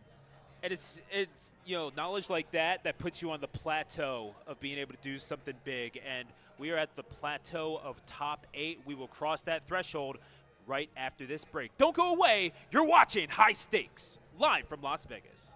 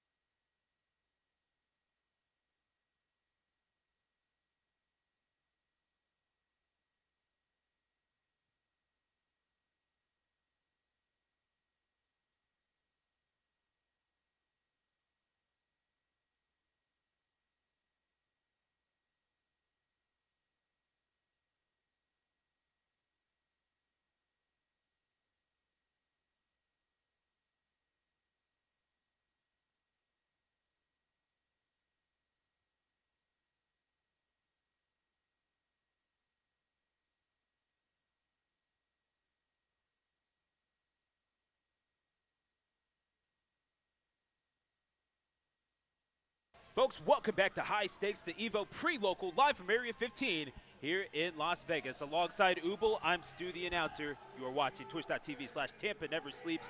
And again, one more top 8 qualifier to go, I do believe. And of course, it has to come down to Chris G being amongst the competitors vying for winners top 8 by qualification. Now, who would be standing in his way apart from Long Beach, California? Dodger, weirdly enough. Okay, all right. So this is going to be the Terry that we saw before. I'm up against Dodger on the Luke, I believe. So a couple characters with just about everything that you could want in different aspects. Terry, one of the characters that relies on forward movement off of his specials with things like Power Charge and Crack Shoot and Burn Knuckle in order to close that distance and gain those plus frames. Meanwhile, Luke just kind of utilizes that off of typical advancing normals in order to set up for some extra Oki. Like everything that he does kind of just always leads him forward, whether it be with this like trademark crouch medium punch or any of the flash knuckle options. They always get him that extra little bit forward that helps him close the gap even more so than he already needs, given the fact that the flash knuckle and the sandblast, that's the button. I had to listen for Luke to shout it out loud in order to remember the name. But it's going to be a tale of similar pacings and different actions based on those pacings for all intents and purposes. Yeah, and we're seeing it right now. It seems to be pedal to the metal for Chris G. And why Chris G? Pushing him into the corner, but Dodger finally getting on the board just a little bit. I like the response back. But again, you're going to need to extend on those combos just a little bit. If you're shooting Terry across the screen, that is going to take a little bit of time to close down that space. And even then, I have to give the range advantage to Terry. Just a little bit in terms of average range. Nice crosscut DP. You are stuck in burnout here. Oh, the round wave to instantly get in, and that's going to be jabs into a couple crack shoots. Finding this is a forward throw. Goes for another one of those OD round waves. Doesn't find the DP punish. Instead, the step back in order to find the jabs, guaranteeing the game rather than just taking the immediate punish. That's nice awareness from Chris G, knowing how to get out of range and find the appropriate way to win the round. Safe jump set up into that forward throw. Dodger starting off strong yet again. Instantly up half a health bar, but you can never count your chickens until they hatch. Game moves too fast for that. I think the eggs are breaking regardless. Dodger catching every last one of those, but I like the response. Ooh. And the bounce back is going to get the full meter special as well. Chris G not going to be knocked out, but Dodger still getting some good damage on the board and maintaining a significant advantage. Critical Art is online, however, for Chris G in burnout. Is going to get the throw. Just doing it the old-fashioned way right now and setting Dodger up for a world of pain should Dodger be all the willing to break into it. Empties the meter just to rush in and is going to use the Critical Art and is going to connect. And why Chris G getting it done. Oh my goodness. What? You know what? One time for the island. Let's go, baby. What's up? It's just an interesting way that both players kind of enact their own tempos. Like Dodger is very much a rather consistently paced type of player. You can always anticipate when he's going to drop and want to strike versus when he wants to parry or block or throw.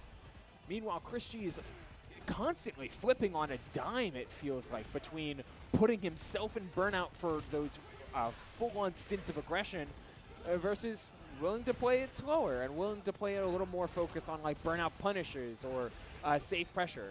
Instead, we're still fully in on cranking up the turbines here. Putting himself in burnout, tries for the meaty overhead, but the ODDP comes out. I like that Dodger's representing ODDP, but getting outvalued little by little. Oh, the counter hit tried to set up for the DP on cross-up, but just a little too late. The thing about establishing fear is that it's supposed to stop you, right? And Chris G, it was not stopped in any way, shape, or form. He's going to charge on ahead. It's just not really a whole lot of respect. Dodger is going to try to beat some respect into Chris G. Is going to utilize. Yeah, we're getting it. We're getting it again, buddy. Yeah, big level 3 not only evens up the health bar, cements your drive gauge advantage, and of course Terry has like decent meter gains, so why sit at 3 bars when you can get immediately halfway back to a level 1? And a level 1 after a combo here could certainly end the round and end this. End out this game, end out the set even. These are still winners qualifiers, but a level 3 is going to make sure that this round ends right away, sending him all the way to Memphis for the KO. Gotta like that from Dodger, though. I mean, he's showing a little bit of pushback and is not willing to just let NY Chris G set the pace of things. Ooh, Dodger is trying to utilize the projectile game just a little bit more as well. If nothing else, to just stymie the tide, but you are going to get blocked on, and NY Chris G knows how to string those together. All of a sudden, half your health bar is gone. Yeah, it had the DP punish. Could have gotten more, but slightly outspaced it for the round, misspaced it for the round rave. Certainly tough. It allows Dodger back into this game. Then ODDP punish and attacking the drive gauge. Okay, interesting routing here from Dodger, who wants to try and get every advantage that they can. The power wave's going to make sure that the drive gauge is about even, going for the overhead. Oh, hello. Has level 1 as well, doesn't want to spend it. Instead, again, insisting on the overhead, making sure that Chris G is blocking high, has 2 bars, goes just for the level 1, though, because in Burnout can't get the triple geyser. Instead, oh, hang on. Oh, hello. But Yeah, the flash parry puts it in Burnout. It's a huge mistake here from Dodger. Oh, no. It's that might just lose in the round, because one power wave could just turn everything around, and the burn knuckle ends the round. Yeah. And they're having a good laugh about it. You like to see that. Dodger and Chris just kind of, like amicably, like, okay, we realize where this is going. Let's just go ahead and get there. NY Chris G qualifying for top 8.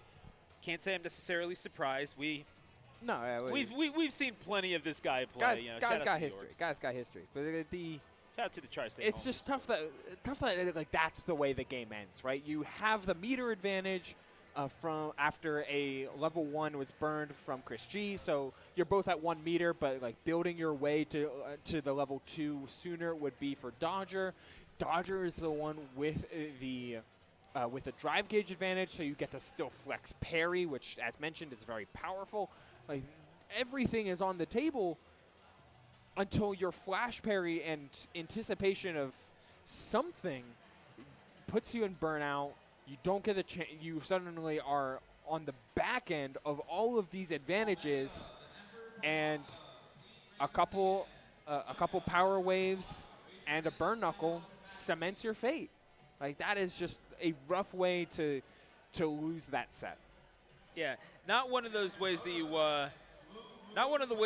want to go down necessarily. But we are in to the throes of top 8 now, and 2 competitors that we saw already, Prototype and Smooth Moves 22. So it was Prototype that was the E Honda that we saw before, who was taking it to Omega the Blanca.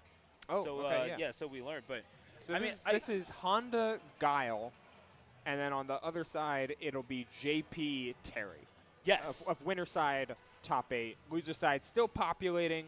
Everyone's starting to fill in. Already got one of the players that we saw lose really early, Online Guile, making a top 8 run. Going to be waiting on some winners, along with Small Caps waiting on some winners as well. So top 8 starting to populate. All of these matches will be on stream up until the very end of the set of the bracket rather. So we're going to be getting all the action right here, right now, enjoying a very good time watching some good Street Fighter action. Yeah. Right here, right along with y'all. Right here, wherever together. you are in the world. We're enjoying it together. Yeah, no, exactly. Hey, you know what? You're in Miami or Madrid, Rio, or I can't really think of another place that begins with R right now. I just totally blanked. What can I say? Richmond. Yeah, Richard. Yeah, that works. Yeah, shout out to the Virginia Police. I think we're going there next week anyway. So whatever. But either way, folks, I tried to be smooth with it, but what I can say is this genuinely, thank you for joining us. We do appreciate you. We appreciate y'all supporting Tampa Never Sleeps in general. So again, wherever you are in the world, go ahead and hit that purple heart to follow. Subscribe if you're so inclined. If you think it's time, drop that prime. You already know what it is. Trying to make grassroots tournaments happen pretty much every day of the week, and that's kind of what the TNS crew has brought to life. weirdly enough. So definitely Yeah, a 5 days a worthwhile week. endeavor to support. We know that you know them, but it cannot be stressed enough just how far your support goes, especially for an org like TNS, who really does rely on the community's support to keep things going like this.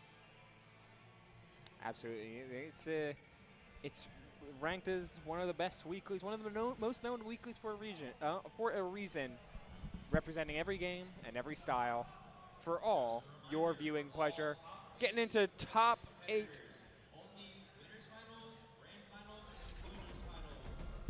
And it's confirmed. I don't know if the stream heard that, but winners, losers, and grand finals are the only first to 3s. Everything else is still first to 2 territory, and we're in winner semis, so still got to play with that razor-thin margin for error.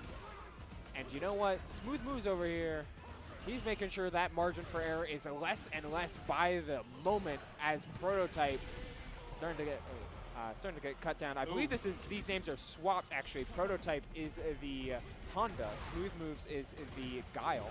Yes. Yeah, Smooth Moves, There it the is. Guile that we saw earlier on from Brooklyn, New York. Another one of these tri-state invaders. What is it with us, Ubel? But at the same, Tri-State's good. yeah, Prototype. Yeah, shout Ooh, empty out back land. home, yours. But Prototype has been doing such a good job of, again, just keeping them at range and keeping them in the corner. In this case, Prototype, again, looking like the finished article here. That is going to be a 1-0 advantage, and Smooth Moves going to need to be just a little bit more than smooth in this next one. I'm just doing it. I'm just doing the button. Yeah. Honda stand medium punch, man. Hey, There, he's doing it. There he Supati is. is good, man. You gotta love it. That's and I know I'm like breaking out the technical term, but yeah, no, those sumo slaps are called like the Supati attack. Supati? Yeah, Okay, Supati. okay. So I mean, when they practice that, when they're slapping that big wooden pole, that's called teppo. It's almost like the same way when you see sumo wrestlers doing their stamps. It's like just impact, force. How much drive can you get, and how much can you do that while stabilizing yourself and delivering some damage onto your opponent and pushing your opponent back. That's why you see Honda's pushing them into the corner so much, because that is how you win. Like, you're going to get so much off of this grab, and then the bomb on top of that. Prototype putting them in a blender. You're getting a whole lot of mileage out of some weird options. OD command toss, and it's a mix of just I like frame, a mix of frame traps and spacing traps that come with it. Again, the butt slam forcing an immediate spacing traps as Smooth Moves tries to react a little too soon, and it's a solid chunk of his health bar. And then even Honda's got the shimmy, the step back into boom, Supati, hand slap, standing medium punch. It puts out that range and tells you to stop what you're doing. I mean, what else are you going to say, man? That is Prototype on another level right there. And, I mean, Smooth Moves, you know that you have to, like, turtle up and take some of the offense to begin with, but you are pushing yourself into that corner. E-Honda wants you in that corner.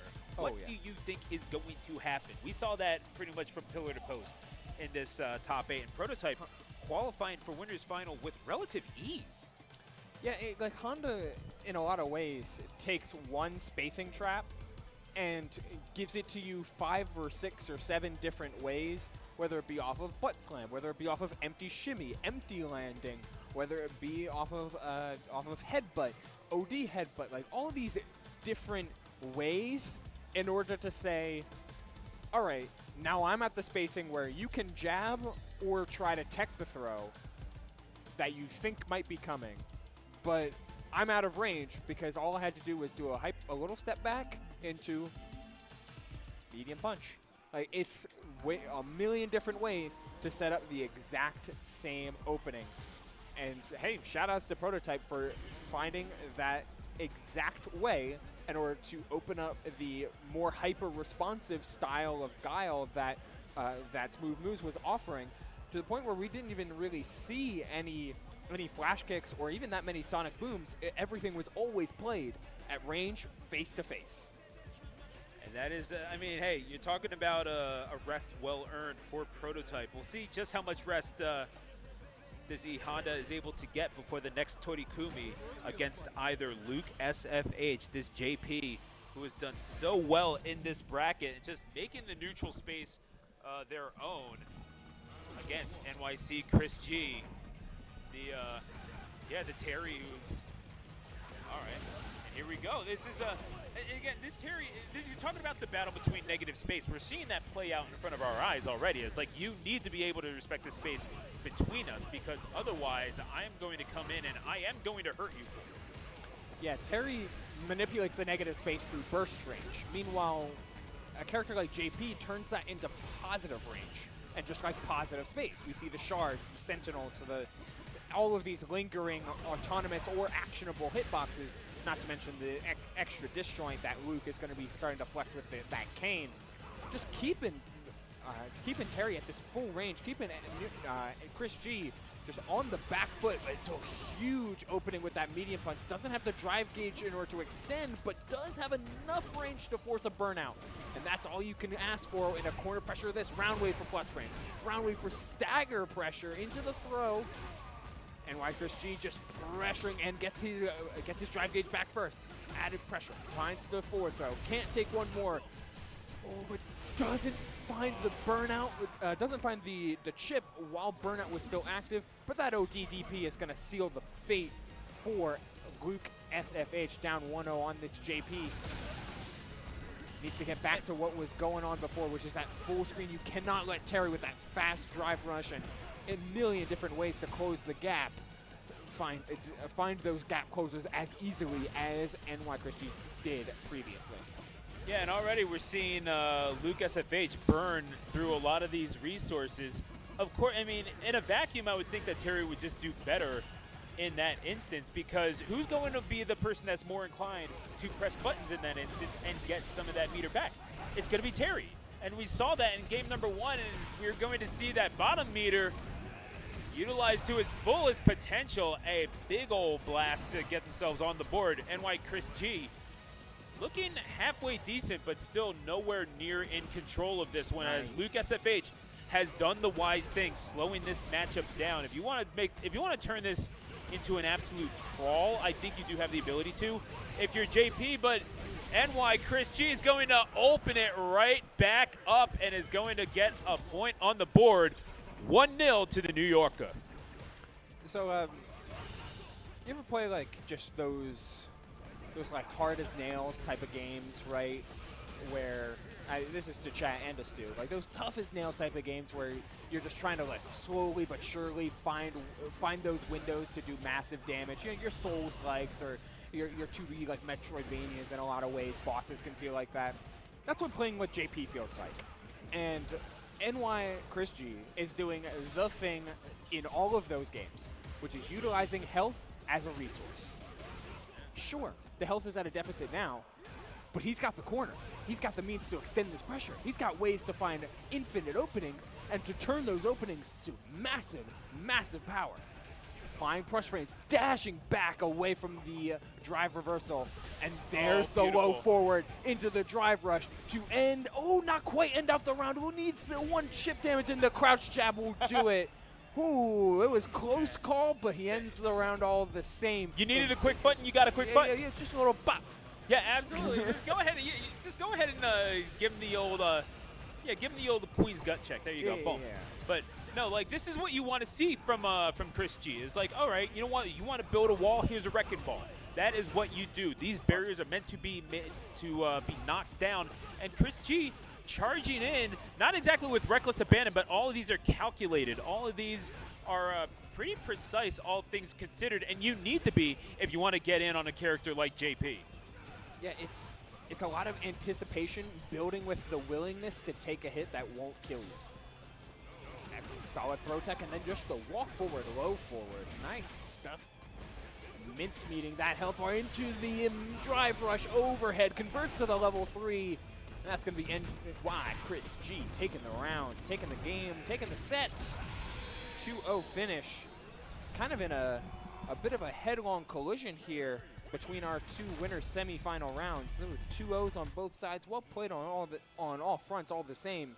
But there's a different level of proficiency that came out on the side of Prototype and on the side of Chris G that only makes it very apparent and also very interesting. to see them meet in winners finals. I saw what you did there, by the way. The collision. I saw that. Yeah, you ain't slick. Come on, brother. I know. Hey, no, I'm right there. I'm right there with you, man. But no, without any bias to our fellow tri-state resident, I suppose you could say. I mean, you got to give it up to Luke, who was able to slow things down and so kind of put the offense at least at bay for a little bit, and even get a little bit of damage themselves. So, like, you're able to stop the offensive measures, and then what? And that's what Chris G asked. It's like, okay, you did that, and then what? And if you're JP, sometimes you do struggle to answer that question just because you do get so much off of being able to keep your opponent at range. I mean, you can make the game unplayable for so many characters.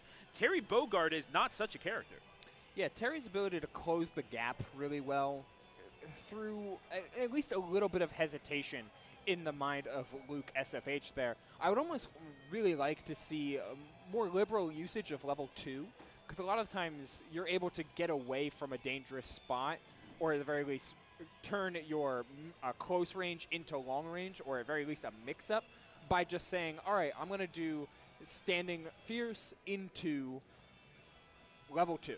And then level 2 afterwards, despite this usually meaning I end my turn, now it means I get an extra mix-up. I get an overhead or a low, or just force you to block all 6 of these extra hitboxes or respond in kind. Like, getting those extra mix-ups oftentimes really is extra beneficial to turn JP's up-close game into one hit and you're done, from one hit and you're done into an added layer to it. And the lack of using meter there was certainly apparent in the way that Chris G was able just to force his way in time and time again.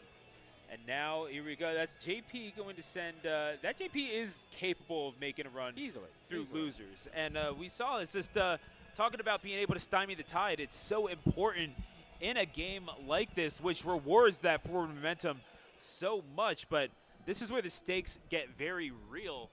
We are going to enter into the depths of losers bracket as we await the Prototype versus Chris G matchup. Yeah, in we're going winners final. Yeah, that's going to set up. That's our first to 3 of this bracket. Meanwhile, we're dipping down to not even losers top 8. We're dipping down to losers top 8 qualifiers. This is Dodger and Dr. Iggy. Oh, excuse me. Yeah. These are two different. Sorry, different. Yeah, online Guile, man. We saw him earlier. I saw him earlier. These ones. Yeah, that's online Guile. It's different, slightly different. The reason I knew that is because I read the back of the shirt. I saw Blanca. I assumed. That's on me.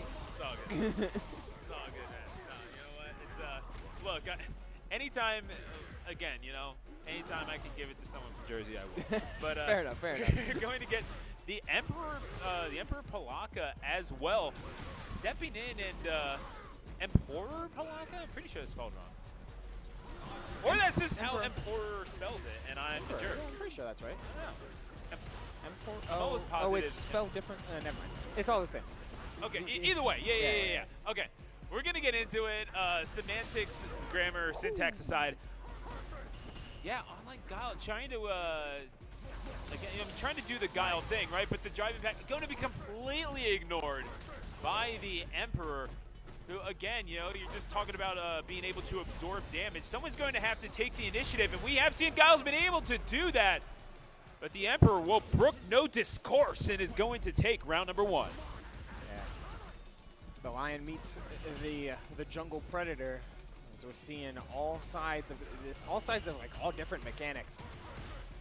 From the burnout, the slide unders, Blanca's hop to cross up. We've seen a couple drive rush hops to try and throw things off, and then of course these standard jump-ins, finds the throw, keeping things down.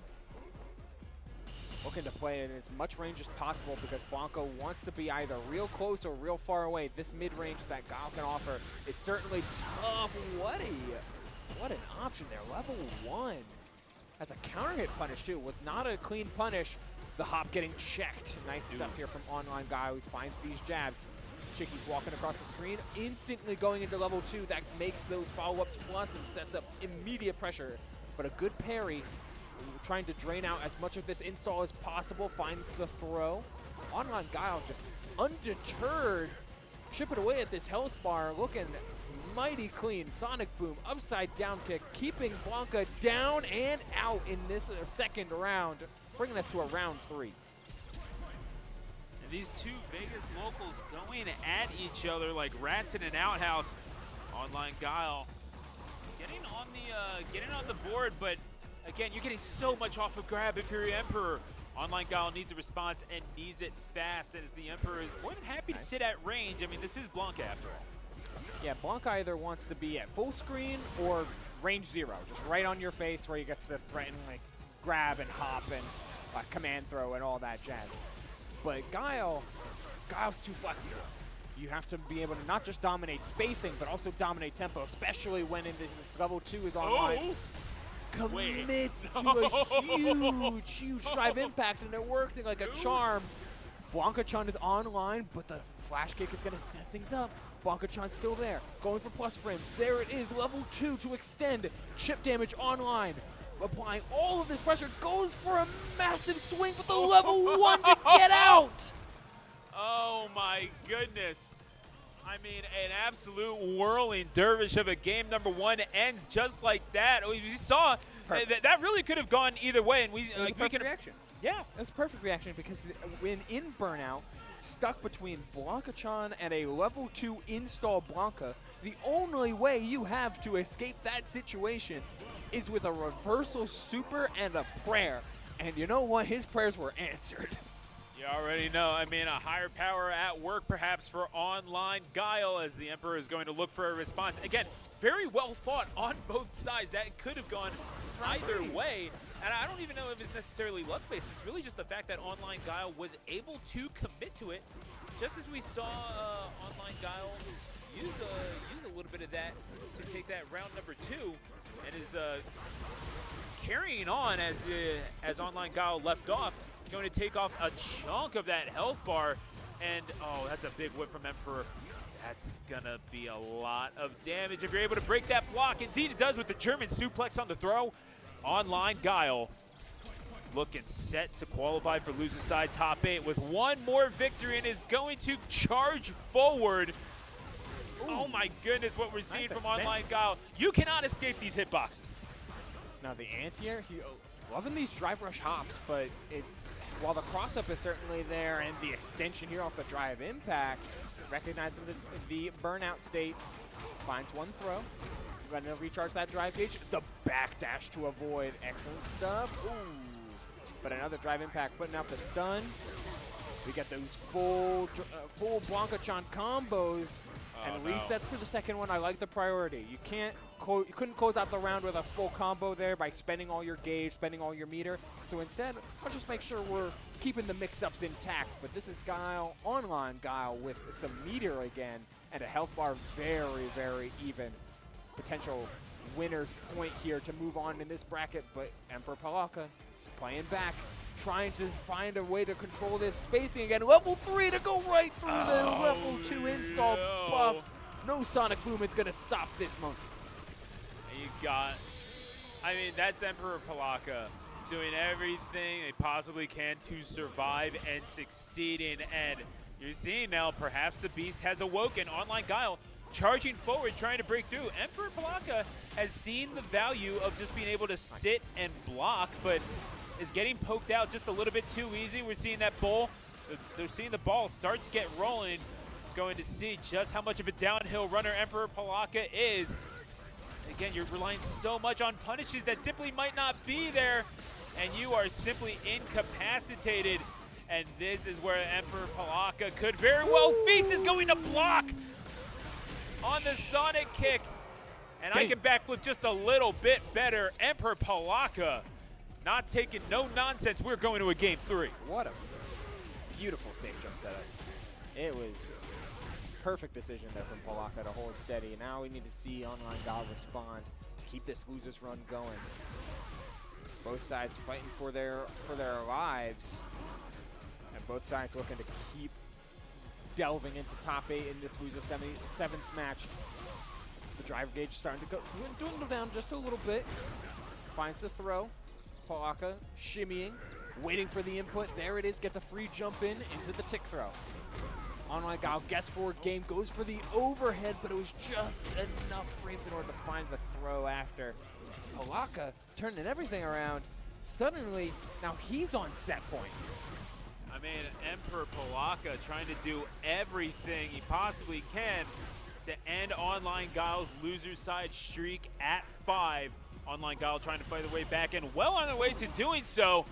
Oh, spacing out enough, baiting that interaction, not taking nearly as much damage, and the wake up in order to wake up flash kick as well. But the electricity charged up, ready to come out of the body of Blanca. But the level 1, Palaka's going to have to eat all of this. A German suplex is going to secure the victory, and these two Vegas stalwarts are going to a final round in loser side. Wow, to do that all while Blanca was in level 2, just never given the opportunity after a really solid level 2 install setup.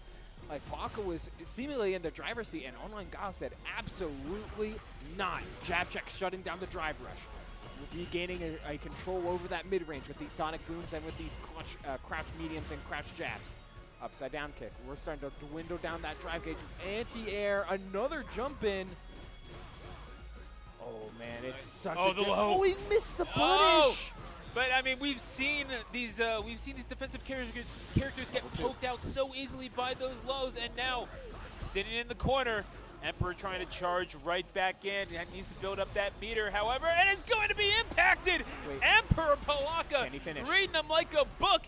If you can finish your meal, you are eating good tonight. The Emperor Blanca-chan going to be online, but all you got to do, throw that stanky leg out. How dare you talk back to the Emperor? 2-1 is the final score. Yeah, just the jab, just that little kick. That's all it needs. Without any meter, even with the remnants of that install, it wasn't enough to close out the round. But I guess Online Guile tried to jab, tried to mash, tried to like get out of or tech a throw, tried to get out of that using offensive buttons instead of defensive ones, or instead of just holding the block. It's a tough decision to make there. Blanca's a really hard character to defend against. But after Online Guile got sent to losers during his round 1 and then went on a 5-set losers run and losing in a nail-biting final round game 3, you gotta give it up.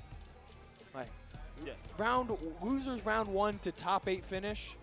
Oh yeah, gotta give it up. No, well 1,000%. And again, you're talking about showing a little Guile themselves, I would have to say. Yeah, so I would that's say and again, that's a 5-game winning streak in loser side. That's a little bit of wind in your sails as you go into the main tournament of EVO. That is, again, starting things off tomorrow. So many things to consider. Obviously, the best players in the world coming through and entering this bracket. This is the Super Bowl, but they are going to have scores to settle. And where else to do that other than a Salty Suite? That's right, All In is hosting the Salty Suite right back here at Area 15 and hosted by TNS. This is happening tomorrow, Friday, August 1st. A little Fatal Fury action for the people, and of course, speaking for the people, the Clash of Coast 5v5 happening in Tekken 8. Gonna have all the homies coming out for that one, and we want you there too. Twitch.tv/TampaNeverSleeps. You're not gonna want to miss that. The saltiest of sweets, the 5v5 set up by the Paragon team, and streamed by TNS. Is that sodium? Oh, That's just sodium. a little in the air. We are in a desert. Oh, yeah, that makes sense. No, it doesn't. Stay hydrated out here, folks. Vegas is a lot higher up in terms of altitude than you think. You're going to need water. But we're going to see who is struggling in the thinner air up here. Going to see if it's Long Beach's Dodger versus Toronto, Ontario, Canada's Small Caps in losers sevens. The Ryu coming out for Small Caps. Now this is the classic Shoto versus the new age Shoto. I mean, like, Luke has a lot of Shoto type DNA, just done a little bit differently. Meanwhile, Ryu, he's got all the classic buttons turned up to 11 with how powerful things like Donkey Kick and Denjin Charge are, as well as just the raw damage output. Instantly back at center, finds the forward throw off these dash-ins, making sure to set up these meaty setups. I like the forward, I like the dash-in, like, meaty stand mediums, or the dash-in, like, delay heavy punches that we're seeing. And, of course, plenty of the Hadouken Wars back throw to set up. And Small Caps, Small Caps, holding steady and just really making sure that the Fireball Wars are inevitably going in his favor. Ooh, nice mix on the hot kick. Dodgers seems to have a lot of trouble dealing with this Ryu. What is it that that Dodgers having the most trouble adjusting to, apart from just being super like he's nothing? Not enough. Not quite enough. Has one more mix-up, but in Burnout, yeah. And yeah, that'll do it. Yeah. I mean, Dodger did not have a foothold that entire game, it felt like. No, Ryu does a really, really fine job of attacking the drive gauge at these mid-ranges. So between a drive rush cancelable crouch medium kick, the range that he can threaten with Hado and Hashigeki and Donkey Kick, as well as just a general suite of powerful defensive options, it makes it really hard to consistently open up Ryu, while the value that Ryu gets on any hit he obtains is seemingly massive. Tries for the backdash, but both players ended up backdashing there, so it created just a little bit of a 50-50. Wake up drive reversal, holding things down, and again, attacking that drive gauge lets these type of opportunities open up. Not before the jump in, though. Doesn't want to cash out. Drive. Oh, hello. I was expecting a punish, and there it is. Yeah, no, this is about what you want to see. Small caps with 3 straight victories. Dodger needs an answer and needs one fast. Luke has it in the toolbox. Easily. But Dodger needs it soon. Yeah. Luke is... I would think using the faster projectiles couldn't possibly hurt, right? I mean, it couldn't and it could. Like, the committing to a projectile is still largely a commitment and never the range that Luke wants to play at. Like, playing at fireball range only feeds into Ryu's hands. You want to try and make sure that you're more or less being the initiator against Ryu's typical defensive option. As we're seeing, even in Burnout, Luke's forward dash and jab speed and use of jabs and drive rush cancelable buttons are just so effective that you don't need to try and play too passive, regardless of how disadvantageous your position may be. Yeah, and we're seeing Dodger finally with a little bit of wind in the sails as Small Caps is going to punish that jump in. Good DP, but again, it's like if you're able to put the fear of God into Small Caps, then you can get something done. However, a little bit of a back and forth. This has very quickly become a punch in the face contest, and it looks like it's one that Dodger is keen to win. It's going to be a level 3. Is it going to be enough for the kill? Not quite, as Small Caps has a chip in a chair, but it is going to be taken by the house. Dodger getting on the board, and we are going to a game number 3. And that's what I mean of the flip side for the type of tempo and type of placement and the type of gameplay in general for Luke. Regardless of what the tempo is that Ryu wants to play at, Luke can always try and speed things up, and that's something that Dodger's starting to flex a little bit. Something that he's starting to take advantage of. But in the corner here, you got nowhere to go, nowhere to try and be flexible as you're just forced to deal with Ryu in the corner. Finds the plus frames, the neutral jump gonna get DP, that Shoryuken online. Jabbing through, Hado can keep safe. Oh man, the health advantage is so hard to overcome here. I mean, the safe options, obviously you want to go for those, but what was it? The words of a famous Melee player is saying, going for the optimal option every time makes you predictable. The need to mix that up is just so pertinent, especially in a game like Street Fighter 6 that lets you kind of search for answers in almost every situation. Oh, the wake-up DP from Small Caps. You got to love that. Again, with the advantage, seeing him just absolutely hammering on these medium and heavier options, and is going to eat a big chunk of damage for this one as well. Scaled. Yeah, okay. Off of the medium, it's not going to close out. But, again, rounds always come down to this. So level 1 is not quite invulnerable as the attempt to power through the options. Not projectile invulnerable, not quite able to beat the Hadouken in terms of spacing or timing. Closes down the round. Every round always kind of came down to a massive super, a massive swing in momentum, and ended up at exactly the same spot. Guess for your life. Yeah, and that's the thing. You can only do so many blind throws at the dartboard until you eventually just you done struck out. What are you gonna do? Again, tip of the cap, however, to Dodger for that effort. Yeah. It's but yeah, Small Caps. It seemed like there was never a moment in that game number 3 where the Small Caps felt like there wasn't any control. And if I'm Dodger, I'm feeling pretty good about my performance, all things considered. I'm feeling as prepared for the bracket as I possibly can be. 7th place is nothing to scoff at. Of course, you always want to go further, but like 7th place is nothing to scoff at. And going Considering to a game, the lineup that we have here, it's not bad at all. yeah, and going to game 3 as well, like not a poor performance. Of course, you want to be able to pick different options in that final game. Like it was 2 rounds over 2 small cats, but hey, you made it to 7th place. You can pat yourself on the back and say, all right, I've got some good momentum going into the first day of EVO 2025, and that's what counts. Exactly, and I do believe, folks, if I'm not mistaken, someone in the chat, I'm sure, can correct me. Pretty sure they do Street Fighter 6 every Wednesday here Yes. at TNS, Tampa yeah. Never Sleeps. You know, the online tournaments that they run. I mean, they're only just casually running a fighting game tournament for every single weekday. You know, like you get home after work, you're tired, you're wanting to do something else, you want to turn something on.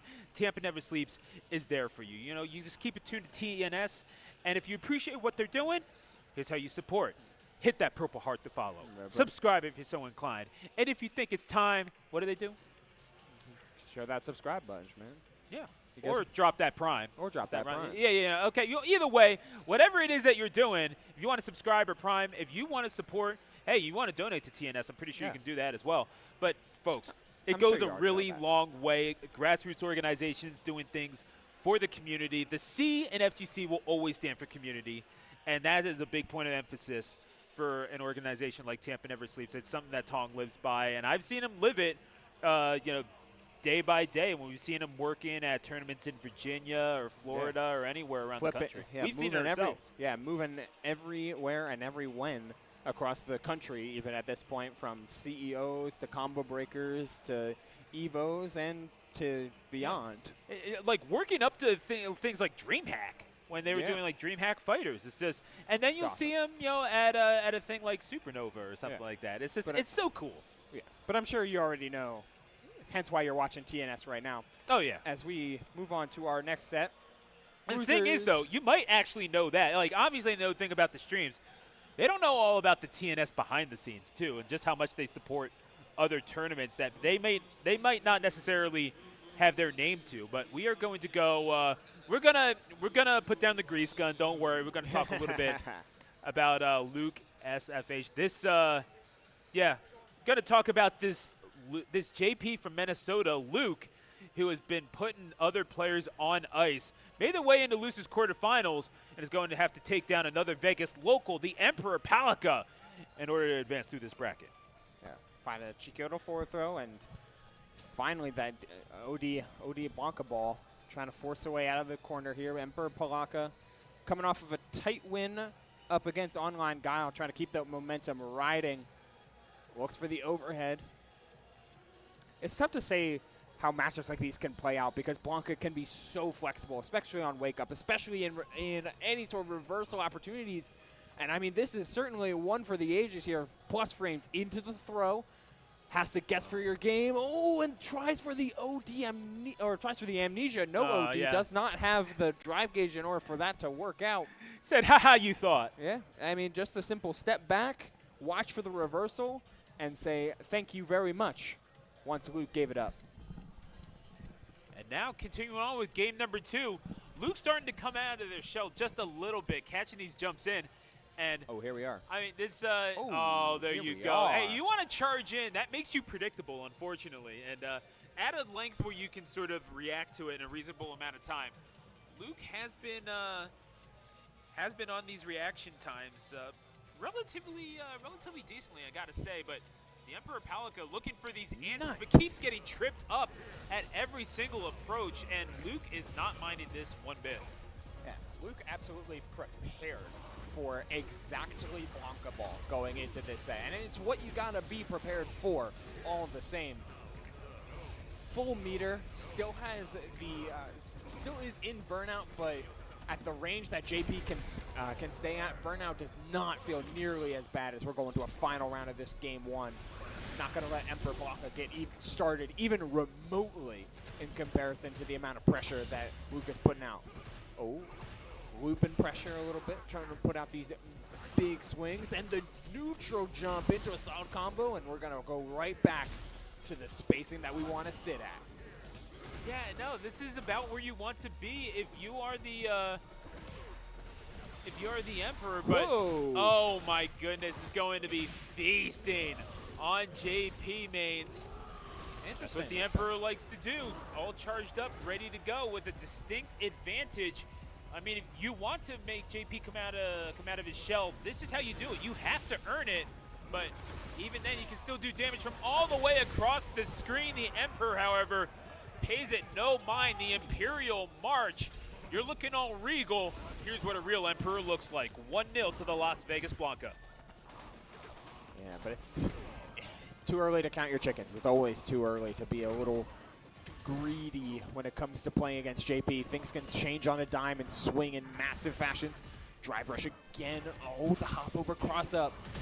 Emperor Palaka being just flexible enough in order to get around all of JP's traps. But the drive gauge as well. It's a little bit too cautious as we're stopped in the corner here for Emperor Palaka. He goes for the teleport into the empty net trap. Mix-up forcing burnout. The jab level 1 in order to get out of danger, and the Blanca ball to full screen.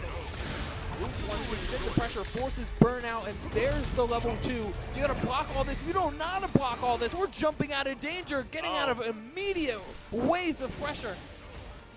And sliding on through. Blanca looking like you're on a frozen lake. This is a little crazy. A little too close to home for the Minnesotan, but he's not going to mind it. You want to jump into range of that. Luke SFH is going to take that like he's trick-or-treating. That's round number 1. Yeah, going to the JP. Just a little too antsy on pulling the trigger for those drive impacts. They're powerful tools, and reading Amnesia is a powerful reversal tool in and of itself. Playing those reversals both offensively and defensively is going to be the name of the game for both these sides, as range can fluctuate ever so easily. Hello. And we are going to continue now. It's the Emperor with an ever so slight advantage. Luke figuring out a way, and this is how you want to advance. You want to be advancing with your hitboxes. This is Luke. Okay, not quite there yet, but yeah, off the level 2, this is going to be a massive extension. Just a flurry that you cannot keep up with. You can't be blocking these highs and lows. You got to be psychic to guess all that stuff, and Luke is going to take that with relative ease. I mean, just absolute cacophony in the corner provided by Luke. We're going to a game number 3. Yeah. I like this I like this a lot here from Palaka, though. You got a chance just to play the slower game by going. You got a chance to just recoup yourself a little bit by going back to the character select screen. Take a moment, take a breath. You've got a lot of stuff going on here. There's a lot to look out for against JP offensively and defensively. The slide under, then immediately trying the overhead. The Emperor figuring out the problem with that game number 2, and the problem was that Blanca was not blue. So figuring that out. So now, some games are won and lost on the character select. So we're seeing now Luke SFH trying to make things happen. The native of Lake Pryor, Minnesota, making a name for himself in this Vegas pre-local, perhaps trying to put other fighters on notice. Getting all the practice in the world. What are you going to do from across the screen, son? You're going to lose, is that's what you're going to do. The Emperor down to their final out here, and is going to completely deny the jump-ins. JP is not going to let you have fun. JP's trying to shut you down from a movement and just manipulation of space perspective. I manipulate space better with these spikes. Just shut you down whenever you're burnout. Forcing burnout, getting you there, half the battle. This seems like an SF win to take, and with a level 1, he does it with a bit of perfect flair. Those 7 letters signaling Luke's moving on to the semifinals. I mean, we could talk about that until it's blue in the face, but I don't even know what to. I don't even know what to call that, man. That is Luke with a definitive victory, and one that you can say like with absolute confidence, realizing that the Blanca was taking a lot more than perhaps the JP should be offering, especially in that game number 1. But Luke making the proper adjustments, and now the run continues on into losers quarterfinals. I'm not really sure about the opposition quite yet. What I can say for sure is perhaps you could say that maybe the Emperor Palaka, who did well, by the way, shout out to Vegas FGC, 5th place finish. Did good in this, but perhaps feeling just a little bit salty. Perhaps wanted to go to a salty sweet, if you will. What could I Different game, possibly be transitioning to? Marissa in production, go ahead and show them. It is the Salty Sweet that's happening on Friday, August 1st. Right here, it's being hosted by TNS and going on right here in Area 15 in this room, I believe. There we go. That's the graphic. Go ahead. Hey, the people made the graphic. Might as well show it off. Fatal Fury City of the Wolves being featured in that one. You already know. People from all over the world have scores to settle. They're going to be doing it right here in Area 15. And, of course, the Clash of Coasts 5v5 happening right in this very room. You know this thing is going to be live. It's going to be absolutely wild. I'm not sure if it's going to be louder, the area outside of here or this very room. Enough hype to power the city of Las Vegas. The Salty Sweet hosted by All In tomorrow here on Tampa Never Sleeps. Good stuff on all games, on all sides here. You get a little taste of every action here between Fatal Fury City of the Wolves and Tekken 8 tomorrow with the Clash 5v5, Clash of Coasts 5v5, and then, of course, Street Fighter happening right here, right now. We've got the other side of losers quarterfinals in order to wrap up before we truly dive into the top 4 finish. Smooth Moves and Small Caps stepping up to the fray. And I am actually so excited for that. I'm really, dude, I'm stoked for this weekend. I mean, just the amount of the action that we've seen thus far. And again, I know it's just this is the amuse-bouche before the main course, dress rehearsal, little bit before of the main show. A little bit of antipasto, however you want to phrase it. Exactly. You know what? I like my Guile al dente. I don't know about you, but we're going to see small. You know, his hair, I can see it. Yeah, exactly. It does look a little bit like half-cooked pasta. Now this is a solid character change though from Small Caps. I mean, I'm hungry is what I'm saying. Agreed. Yeah. So typically in classic Street Fighter fashion, Ryu is seen as a pretty solid matchup for Guile. Ryu's positioning and pace of play is oftentimes just like shut down by the way that Guile wants to operate. You're able to put out more by doing less. It's not great. Changing up your entire tempo on a dime by switching to M Bison, the dictator over here, makes a ton of sense because you're now able to fluctuate between full screen and close up way faster and way more reliably. You have tons of high damaging, high value combos and a timing element to all of this, all the same between not only the super jump, which can avoid all of the Sonic booms, but also if you get one win, one neutral win can mean the Psycho Mine is online, and Mine alone can throw off anything that guy wants to do because you've got to be aware of that time hitbox. Going for the ODDP here makes a ton of sense. Force Smooth Music, just 4 Small Caps off and trying to preserve his health lead. Psycho Crusher to force the corner. Forward throw gets the 1. Said applying plus ramps, crouch mediums, stand stable. Nice blocks with some Smooth Moves. Just keep them as steady as possible. Flesh in some parries too. Defense is the name of the game up against M Bison. And you're seeing that now, but I mean, Bison, luckily Guile has that in spades, but still, Small Caps seems to be taking quite a bit of mileage, all things considered. Eating into that health bar, however, being able to slow this game to a grinding hole is probably the win condition for Smooth Moves, but we're going to see now the Bison is going to break all the way through that and continue on to get the KO. Critical art to finish things off, not once but twice in a row. We're getting Small Caps on the board. 1-0 Smooth Moves. It's going to need just a little bit more, or else they're going back to the hotel and prepping just a little bit earlier than perhaps we would have liked. I mean, we're seeing exactly why you picked this matchup. Wow, completes the target combo. Okay, nice change up there. Pokes with the low after. And those scissor kicks, like it's such a good tempo break, such a good space breaker as well. Giving it right up in the face, poking with that big crouch medium. Looking to find burnout. Wow, what a spacing trap. Able to find the opening. Smooth Moves holding things down as the DP, the flash kick. Shutting down the OD Psycho Crusher as well, but you are in burnout. And with a punish counter scissor kick, that's going to guarantee a combo level 1 finish. Man, you have to love what Small Caps is bringing to us from just north of the border. Again, this Toronto-based, I mean, we've seen him play, what, Ryu and now M. Bison. Yep. Dude, Small Caps is kind of showing out here. Very different characters, but this is Bison is practiced for exactly this reason. Whenever he feels like Ryu seemingly can't control the game with space and option coverage, and of course all of the pressure that Ryu can provide from a decent distance, he can rush you down with M. Bison, get right in your face. No need to play defense and play this slow game if you're just operating at a breakneck pace. Psycho Mine online, trying for the plus points, excellent position for the level 3. This is not only going to give him the drive gauge advantage, but also reset the center stage just a little bit. Center screen is your best friend, trying to hold the line against this Bison. Nice flipping sides off this forward throw. Just jump in from Small Caps. Can you end the round here? Psycho Crusher doesn't quite build level 3.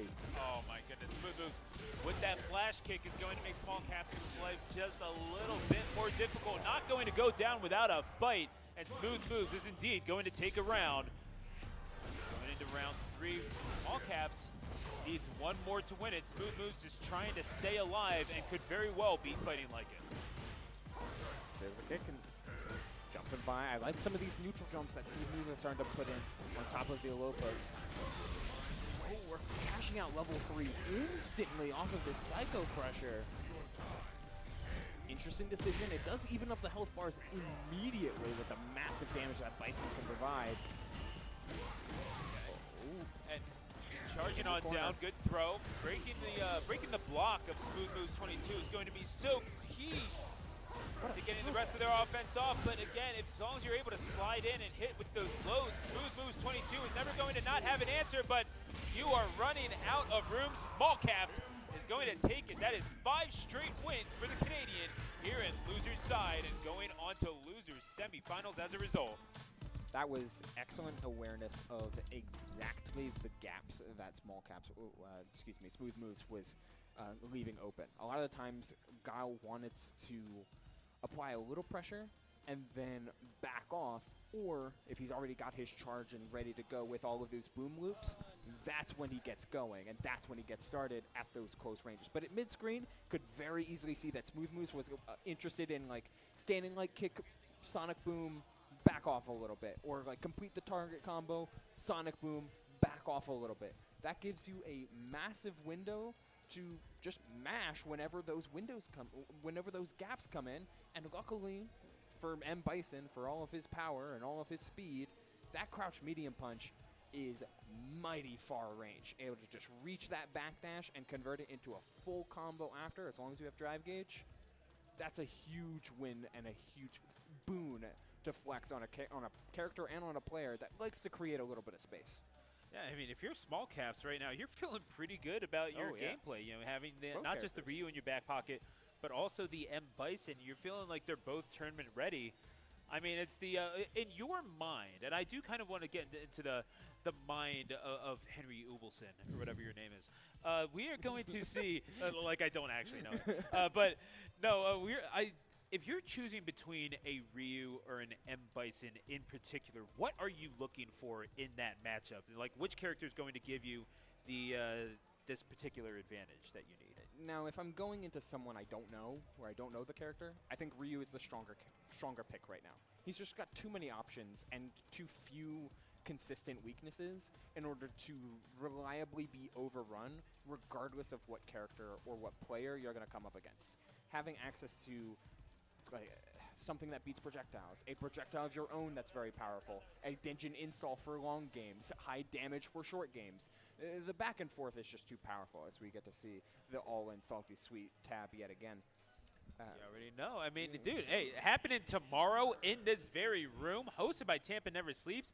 Little Fatal Fury action, the Salty Sweet with Salty Sweet on Fatal Fury is something that I didn't really know that I needed to see, but oh my goodness, I'm very glad that we are getting it here. And of course, that Clash of Coast 5v5. Been seeing that on Twitter for basically the entirety of these past 2 weeks. So I know that I'm excited for it. I know that the people in here are going to be as well. It's going to be electric in this here building. But coast to coast, getting all the players, all the best to come over here to Area 15, presented by the TNF stream for the Tekken side, put together by Paragon. Gonna be a good time. all this in. Gonna be a good time. Say what? Going to be a good time this entire weekend, as you probably can hear it in the echo of this illustrious venue here. We're going to be getting to winners finals, and in winners finals, that is a first 2-3 best of 5. Get to see it all, the action here between the Prototype and NY Chris G, something that we've been building up to for quite a minute after seeing the winner semifinals go so handily in the favor of both of these players. Like, feels like collision course is certainly in the mind of these two. Yeah, absolutely. Especially if you're someone like NY Chris G, flew all the way out here across the country in order to be here, and now you're going up against a stalwart of the local scene in Prototype, who has done so well with Honda. with Honda, right? Modern Honda. I'm saying, man, no, dude. Hey, you know what? Who'd have thought that E Honda was the type to hang out in Vegas? But here we go, and Chris G. It's the hey, look. I'm not here to judge. No judgment here. What you do in your free time is your deal, E Honda. have fun. I'm not going. Yeah. Just go ahead, have fun. You know, you can. What? There's plenty of restaurants to eat at. Yeah. Just saying. It's just trying to get some more Chonka recipes. What do you know?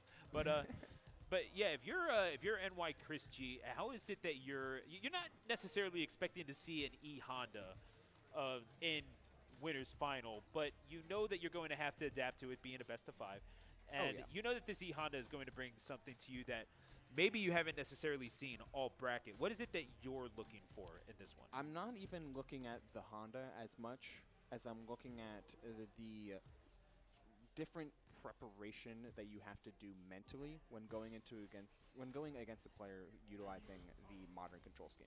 Modern control scheme is perfectly valid because it offers a lot of benefits, just as many as its detriments.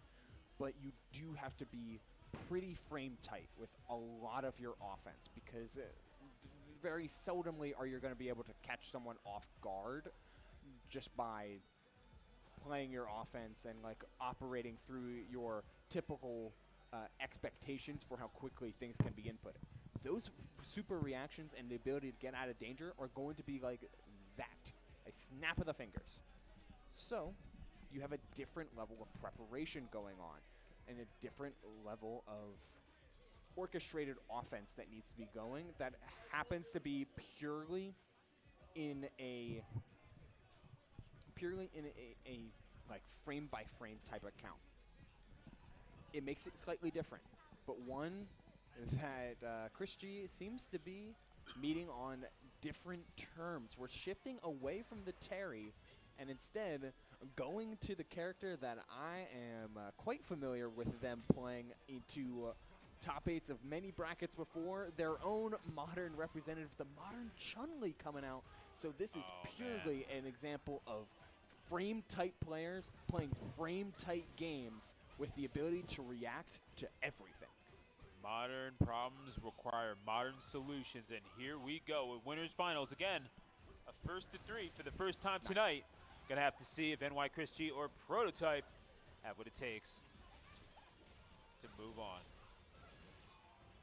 All right, the doubles. Please tell me I'm pronouncing it right. What is? Prototype? Because I saw like it's yeah, I think the 7 is supposed to be a T, so it's Prototype. Yeah, but I just didn't see the extra T. I was like, oh my goodness, am I doing something? Yeah, Either way, there are more prudent problems in Prototype's locker, it seems, as NY Chris G. Yep. Talking about being able to react to everything, Prototype just jumped into his own death there. Yeah, when you're in burnout like that, you kind of have to. You don't get the ability to OD headbutt through Chun's various projectiles. Instead, we're just powering right through with these level 1s, holding things down as much as possible with this one level in each side. Oh, jump scissor kick, trying to call out the jump here is New York Chris G. Instead, we're getting the forward throw and putting out exactly what Honda has to deal with. These slow fireballs mean there's such a hassle to deal with for a character that either likes to bull rush through with headbutt or take your time and slowly walk you down.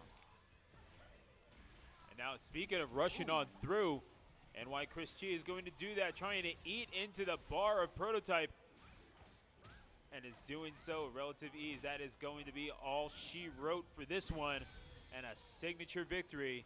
First blood in this winner's final set being drawn by NY Chris G. Yeah. And, you're talking about, the modern Chun-Li doing so much work. A very particular brand of offense that she's bringing to this game. If you're Honda, what is it like? This isn't a problem that you can range your way out of. What is it that you're looking for if you're the Honda here? This is a tough one because it seems like Chun is just custom built to shut down a lot of Honda's standard offense.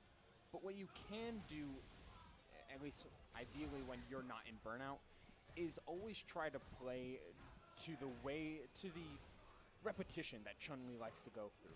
At which spacings do you see heavy punch? At which spacings do you see fireball? Like when you have the ability to try and open things up massively, that's when you get the chance to go for the OD headbutts and really take a lot of advantage. But in the meantime, you do have the ability to poke with Chun, and that is a huge, huge benefit. Oh, what a block, as that's going to shut things down. Did not want to risk any more time being spent in the corner with such low health, and Chris G calls out the super with, with perfect flair. And see, now, I mean, being backed into the corner, not necessarily where you want to be as a sumo wrestler or as a street fighter. Honda is going to find themselves there. Either way, the headbutt being completely disregarded. Let me go ahead and meet your attack with another attack. And this one counts just a little bit more. NY Chris G is going to win that and do so in perfect fashion. That is 2-0 to NY Chris G, coming all the way from across the country to potentially take a pot, and is one game away from being able to try and do so on winner's side. And this is where Chris is just making his money. Like the simple step forwards with those medium punches, with those jabs, like always extending the range or extending the pressure just a little bit longer while waiting for a Prototype to keep blocking. Like those type of moments are what allows him to feel a lot more airtight than he actually is. And it just comes down to timing mix-ups at that point and timing reads. The DP out, getting those up legs. Massive health lead here for Chris G as he puts out fireball after fireball. Drive impact not going to power through it. One hit ought to do it. And with a level 1 online, you cannot risk any massive swings because you know that Chris is just going to react to it. And there's the final blow for round 1, bringing us to a round 2 and a set point here for Chris G, who starts things off yet again with the punish counter lightning legs. This is getting out of hand very, very quickly, and these kicks flying in. You think your Supati is fast. Wait till you see these legs, and oh my gosh, all that for a drop of blood. NY Chris G absolutely eating off of Prototypes' lunch tray, and that is going to do it. We're going to see those 7 letters pop up, and they are going to grace the screen for the 8 letters that you will see in winner's final. NY Chris G, grand finalist winner side at the EVO pre-local. That's what you want to see if you're Tri-State. You know, I don't know what I was expecting in that. Well, for starters, I was expecting Terry against Honda. True, yeah, fair. Once I saw the Chun, I was expecting like a decent back and forth. But as everything started to fall into place, you really got to see just how well Chun can control the slower, longer-paced game. Meanwhile, you also got to see how reliant Honda is at being able to sit and shimmy at medium punch distance and apply that extra pressure by representing a hitbox that can reach you in positions where some characters can't quite reach.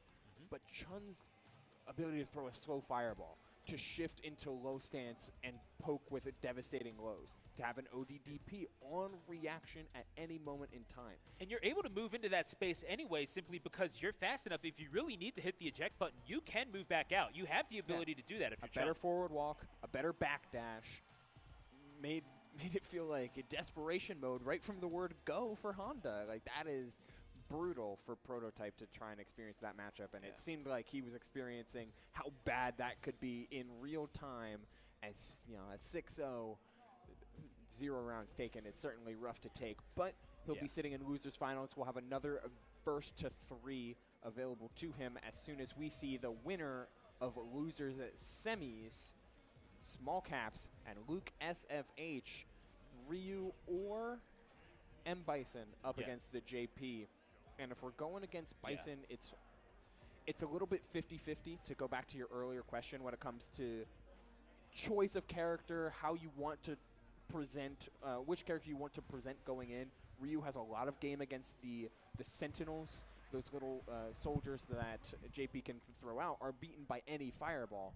But that also requires you to play into JP's general tempo and spacing. So if you want to not play into JP's hand, it makes sense to go the faster, more zone-breaking style of character. Yeah, I'm just gonna let the chat in on this. I was doing everything I could to break your concentration through that, just to see if you would, and you were just laser focused in on that, folks. Please follow Uble. This guy is actually just a professional. As we are going into losers semis, I'm just a kid throwing spitballs in the back of the classroom. What can I say? Teacher's up here preaching. Small Caps, however, is eating all this damage. You want to try to get into the range of JP. This is kind of what you need to expect. Got to start off with that low and charge in and continue on with more of the same. You want to stay there. That's perfectly fine. Works out just peachy for Luke SFH. Is going to get the win. One swing of the cane, and you are up. And that's a round 1 victory for the JP main from Lake Pryor, Minnesota. Yo, these walk forwards from Luke have been pretty excellent. Like, you're expecting Luke and on this JP to always be like holding position or dashing back, but the intermittent mix-ups between step forward, teleport in, walk forward, heavy kick, like those type of moments are always what puts the extra fear into anyone playing against JP, because suddenly you're not the one zone breaking anymore. They're the one approaching you and getting everything started and then some, as we're one hit away from Luke from taking this round with a perfect victory. Those 7 letters cementing that first game in premier, pristine, perfect fashion. Let me just go ahead and make a correction, because that might have been perceived as disrespectful. It is Pryor Lake, not Lake Pryor. So, yeah, you know what? This JP is so good, I'm even getting his hometown mixed up.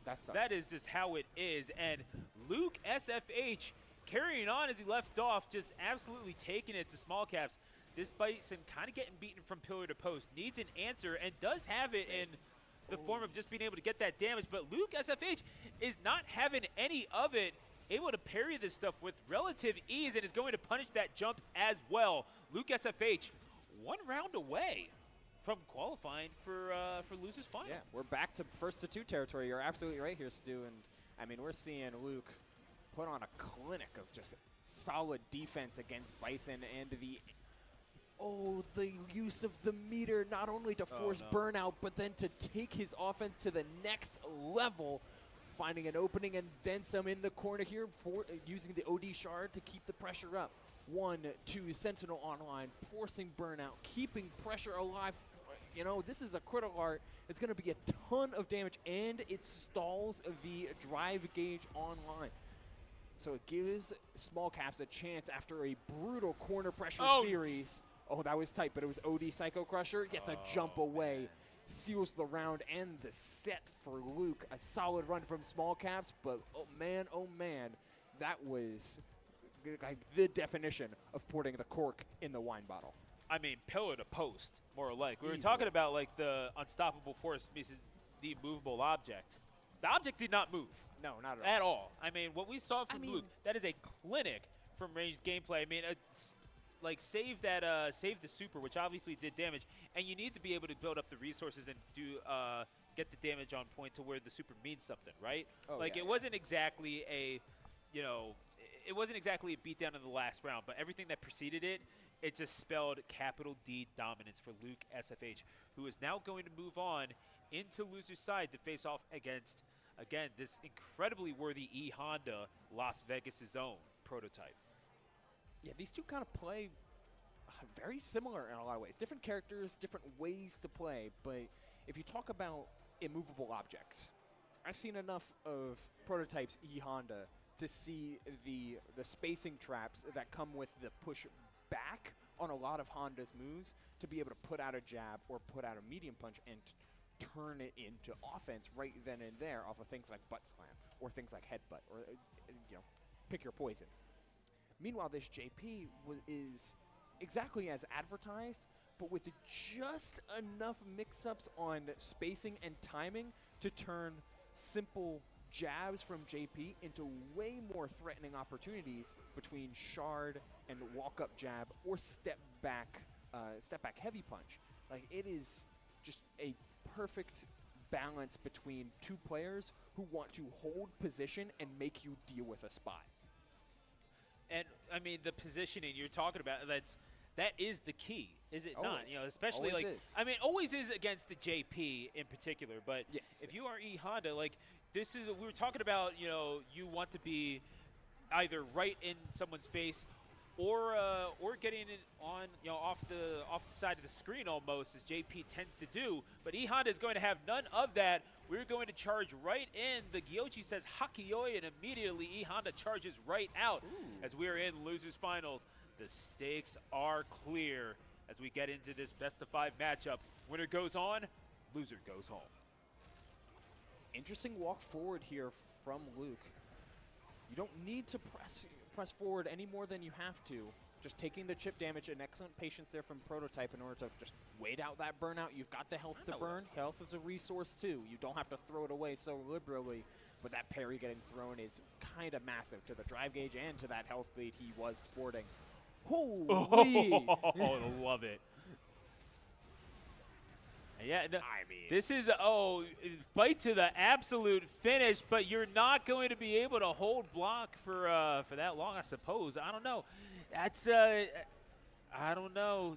You let go of that, and all of a sudden you're eating a whole lot of damage. This JP has shown he knows how to use his cane. Ooh, nice bait here there as well. It was soft. Beautiful. It was a light headbutt in order to get Luke approaching just that extra little bit, then go into the OD headbutt to stop any attempted punish windows. It's starting a little rough, though. It's starting to get down further and further. JP in. Oh, no, the shard timing was perfect in order to stop the offense. Yet a chance here. Prototype with the opportunity to go into level 3, which he does, extending the burnout, getting his own drive gauge back. And this is critical art too, so it's going to be some massive damage. Guess 4 game and then some, and you guessed wrong. Oh no! Beautiful. I mean, you gotta love yourself. A throw. But that is again final round situation between these two. Prototype is, if nothing else, earned a good deal of respect here. This is the kind of showing that you want to put on, not just in front of your hometown, but in front of the world watching on Tampa Never Sleeps, and is making life not so easy for a JP, which, if I had to guess, is probably what the crowd wants to see. Yeah, I mean, we're into the final throes of game number 1 here in a first-to-3 territory, and constantly forcing JP to reconsider his offense is kind of the name of the game here. Nice patience going into level 2 here. Put yourself in burnout, but your opponent is as well, and they can't block everything. Oh, and Luke is going to quash the, we saw that Ring of Fire, but Luke SFH pouring water all over that. Is going to be a game 1 victory for Luke SFH. Again, Prior Lake, Minnesota represent. Parries enough, but what else are you going to do? That relentless Supati attack coming through, and those quick buttons are doing so good in order to disrupt the rhythm of Luke SFH. But again, it's all this with the pace of the game being slowed down. That generally would favor the JP. Not a whole lot of damage being dished out either way, but you right into that hitbox. Prototype is kind of charging through, though. Getting the JP to back up at all, or put him in the position where he has to back up, you are able to then sort of pursue and implement your own game plan. I got to think that's encouraging, if nothing else, for Prototype. Absolutely is, too. Forcing your and opponent to burnout. back off is then forcing your opponent to give up a position is a win in and of itself. We said this earlier. Fighting games are games about space. They're games about controlling it, manipulating it, and mastering it based on your character and how they can do so. Honda breaks through space and breaks zones with a lot of different tools. Meanwhile, JP sets them up. It's different ways to manipulate space. One, of course, on the side of Prototype, is forced to use a lot more drive gauge. Oh, man. So converting into super here makes a ton of sense because you're trying to keep that resource, to keep your zone-breaking ability at its highest potential. Meanwhile, Luke is forced on the back foot, going into level 2 to try not to break. Wow, even spending level 1 just to try and get Prototype on the back foot, but you are forced into a jab mix-up, and you did not win. That is 2 rounds the other way as we're getting to game 3. Yeah, and this is what you want to see if you are a fan of Prototype. If you're a fan of E-Honda gameplay, you are kind of eating right now. Even when you're losing, you're seeing like kind of, okay, we knew what the shortcomings of this character were, but sometimes you just got to put your head down and charge right on in. E-Honda knows that all too well. These headbutts coming in fast and loose and pushing JP into the corner. Where are you going to back up to when you have absolutely no room? Got you on the edge of the Tawara and almost on the verge of stepping out. Luke SFH trying to give himself just a little bit of space and utilize that neutral, but the low is going to completely disregard it. That man just created a tornado in the background. That's a little rude in a cafe. That's an eating establishment. We're going to round number 2. You see that mix-up occasionally from Prototype, the third hand after the step forward instead of the OD. It's an optional button if you want to go for the third hit. Goes for it there in order to keep Luke off balance. Because when a JP is on balance, you can see the results sometimes. The jump away, closing things down. Honda on the back foot, trying again that same bait. He goes for the light headbutt into OD to catch Luke going forward. Only on level 2 here, though, trying to build that level 3 to get to critical art. He can win this round if he's able to build a critical art. Has an opportunity to take this game here, right now. Doesn't confirm it. No!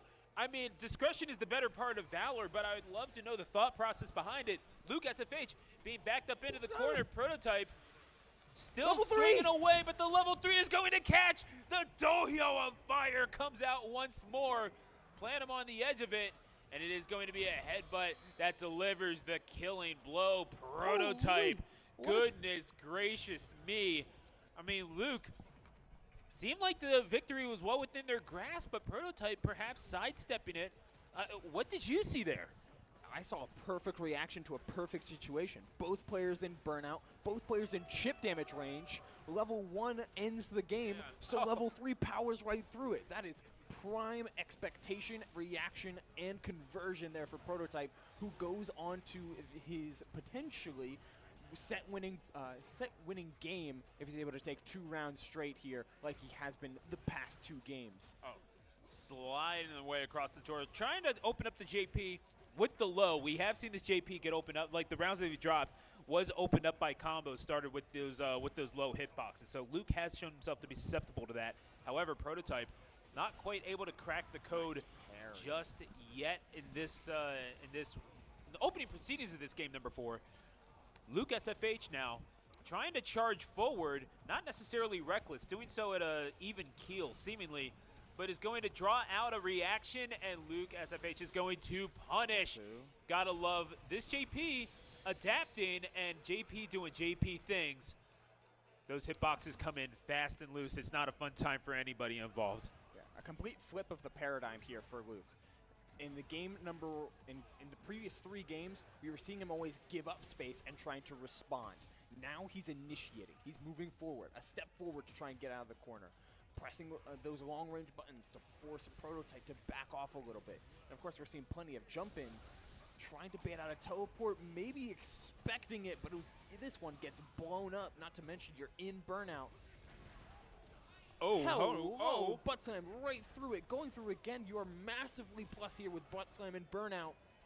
Prototype trying to force their way forward, and the medium punch will do so.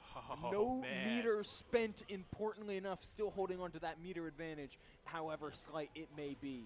And going into final round as well, not to mention the psychological advantage that we can see on screen, but neither Prototype nor Luke can see on theirs. Prototype has that game advantage. 1 round away from qualifying for a rematch against NY Chris G in grand finals, who's waiting, watching, studying their opposition. NY Chris G has to be feeling pretty good sitting there, but as you see Luke fighting back, Prototype trying to weather the storm, and indeed does so, fighting out of there with I don't know, a reasonable chunk of health, I'd say. You got to make this comeback happen somehow, but you're not going to do so from across the screen unless you charge your way back in. You got a little greedy with the buttons, and Luke is going to survive as a result. We are going to a Game 5. Got a nice little recording of that win screen too, as we're heading into final game. 2 rounds are needed on both sides to see who makes it to grand finals here, and Luke is sticking with the game plan. It may be a little bit scrappier, it may be a little bit more reckless, but it's got him the results of the past game. Let's see if it ends up working out for game number 5. Meanwhile, Prototype sticks in the corner. Jab 1 and 2. Putting out these medium punches, calls out the amnesia. This should end the round if he wants to spend the level 1. He doesn't.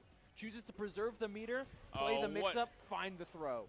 And what do those 7 letters say? Perfect. Prototype playing with purpose now. You gotta love that. And what we have seen from Prototype thus far is not just an E-Honda that can succeed at a higher level, but is perhaps looking to take that one step further. We saw perhaps an incomplete aspect of that, a prototype, if you will, against NY Chris G in winners finals.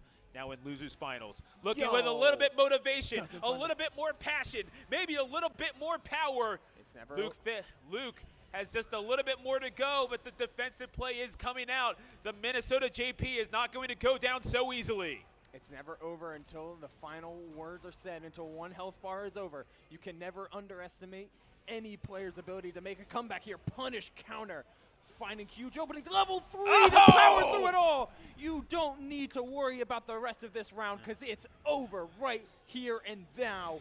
Prototype making their way to grand finals.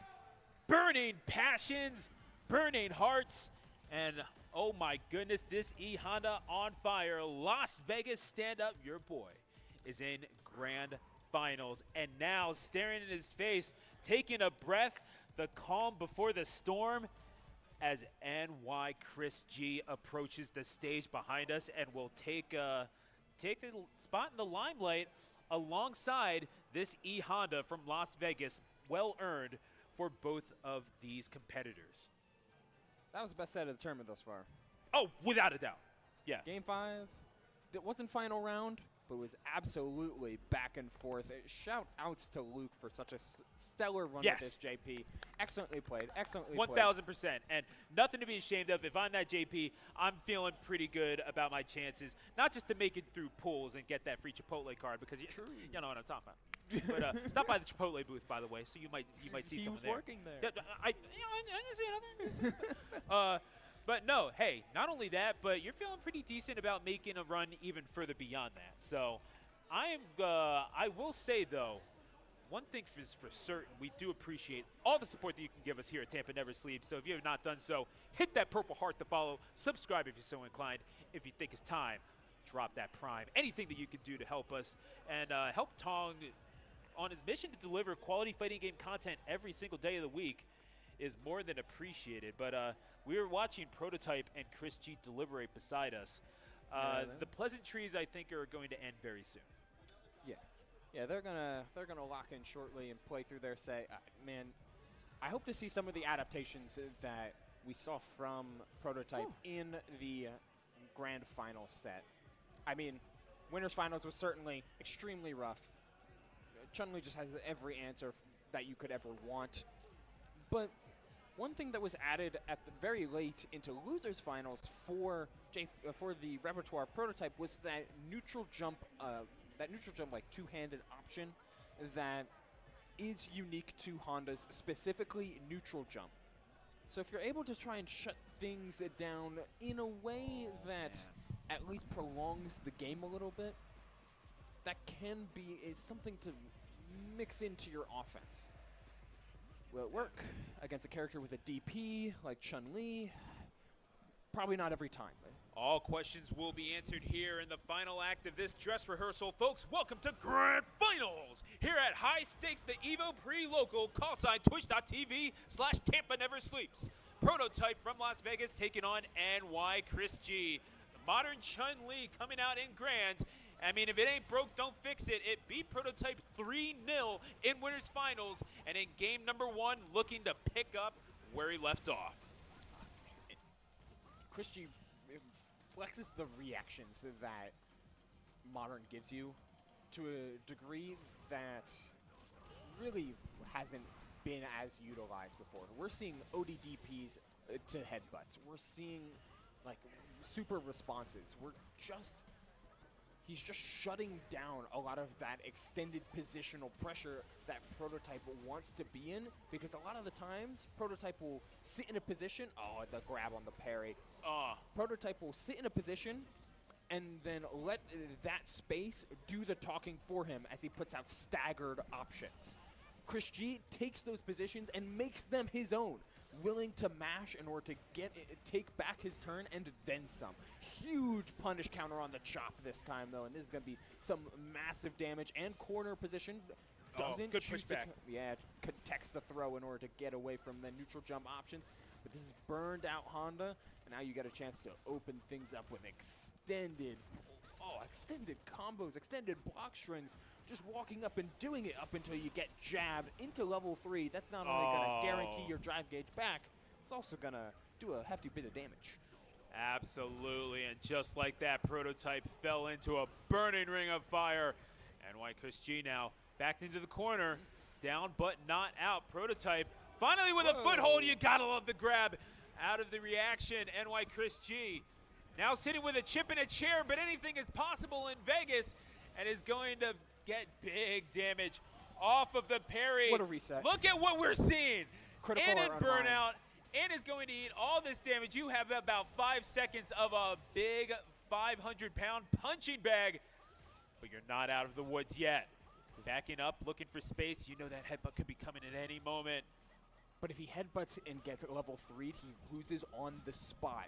Prototype and Chris G are playing this dangerous game of chicken where one of them has a rocket launcher. Oh, man.